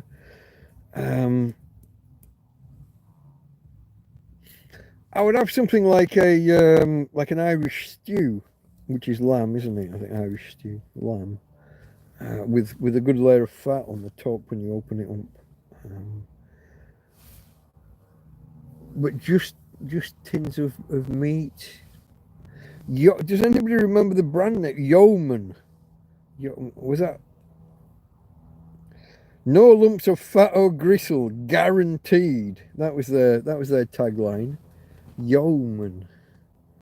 No lumps of fat or gristle, guaranteed. I don't know what the guarantee was. Does that mean if you did find a lump of gristle, you take it back to the supermarket and get your money back? Oh, okay. I definitely am on my last legs here, aren't I? I don't want to do what I did that time. Karen's here in case. That time that my mate Ismo dropped off some beers and I sat in the sun and drank. I think I drank 5 or 6 while I was on stream, and then I fell asleep in front of the camera, didn't I? I don't know which. That was an early one, but we should find that and highlight it. I don't mind embarrassing myself. I left it out there for the world to see. Karen had to ring me, and I woke up and instantly answering the phone cancelled the stream. As soon as I jump to any other screen other than the one I'm on, the live stream cuts out. So Karen calling me and me answering, that ended the stream. But I took a bit of stick from people for the next couple of weeks afterwards. Oh, you alky bastard! All of that usual stuff. I'm a big lad. I can take it.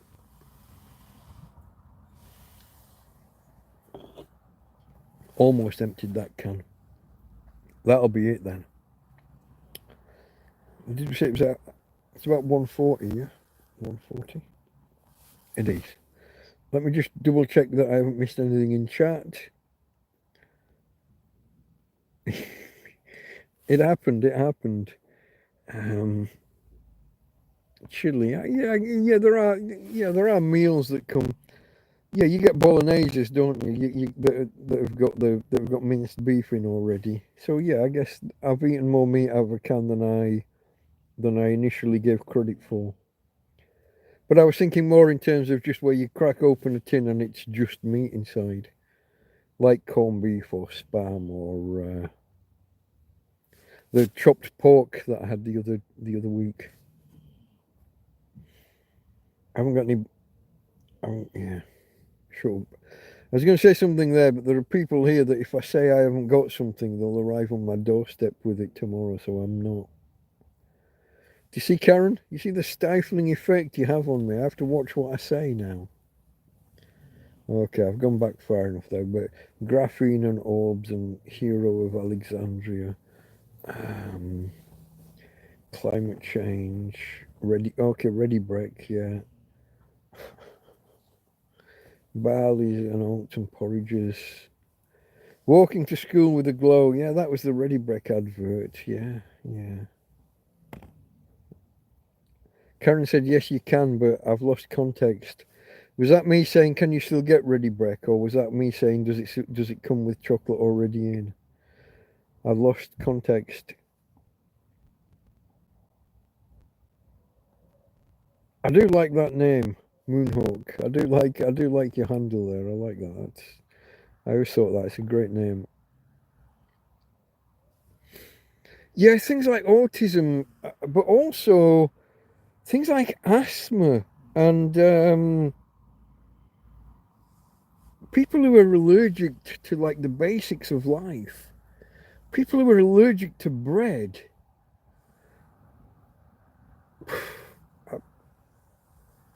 I don't know. I mean, as a kid, I remember walking past buses. Whenever I walked past a bus, I would hold my breath because the amount of the exhaust was at the side, not at the back. It was spitting out. So as you're walking past, you're walking through a cloud of the exhaust, and you're only a little chap and with little lungs. You don't want to be taking a deep breath of that. So I used to hold my breath while we walked past them. But I kid you not, in my entire kind of life at school, with all the different kids in all the different classes, I only remember like 2 kids being asthmatic. And nowadays, it's like every second kid that you bump into has got an inhaler. Half of them are allergic to bread or butter or peanuts or... You tell me, I don't even know what the common allergies are, but people seem to just be allergic to life.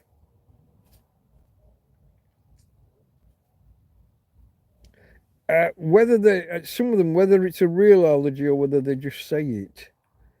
Gluten's the main one for this one. The number of people that say that they're allergic to gluten, and 90% of them aren't. It's a really rare allergy, really. But the more people talk about it and the more it's in the papers and the magazines, the more people say that they've got it. So you want gluten-free this and gluten-free that, to the point now where you buy a bag of sugar and they'll tell you how it's gluten-free, or you buy a pack of salt and it's fat-free. It's like, fuck. Of course it is, mate. If you've got a bag that's one thing, then it's free of everything else. I mean, it's just... All right, we're coming up on 1/4 past. I said not 1/4 past, but 3 hours 15. I said I was going to finish on 3:15. So I will do that, folks. Mental that people are so keen to label themselves of having this or that or the other. And it used to be that if you'd got one of these aberrations that you hid the fact and didn't tell anybody. Now they put it in their profiles and their bios on their social media. Oh, social anxiety this and micro penis that and you know what I mean? They hang them out there like a fucking badge of honor. I think on micro penises we'll call it a day. Okay, folks, let's see whether we can finish this in the traditional way without disturbing her too much. She's over there. If I put the light on, she'll probably wake up. You see the twitching. She's about to start running. There you go. Look at that. She's about to start running in her sleep because she can't do it for real. Okay, folks, from Tina. And from me, Delta Mike, out.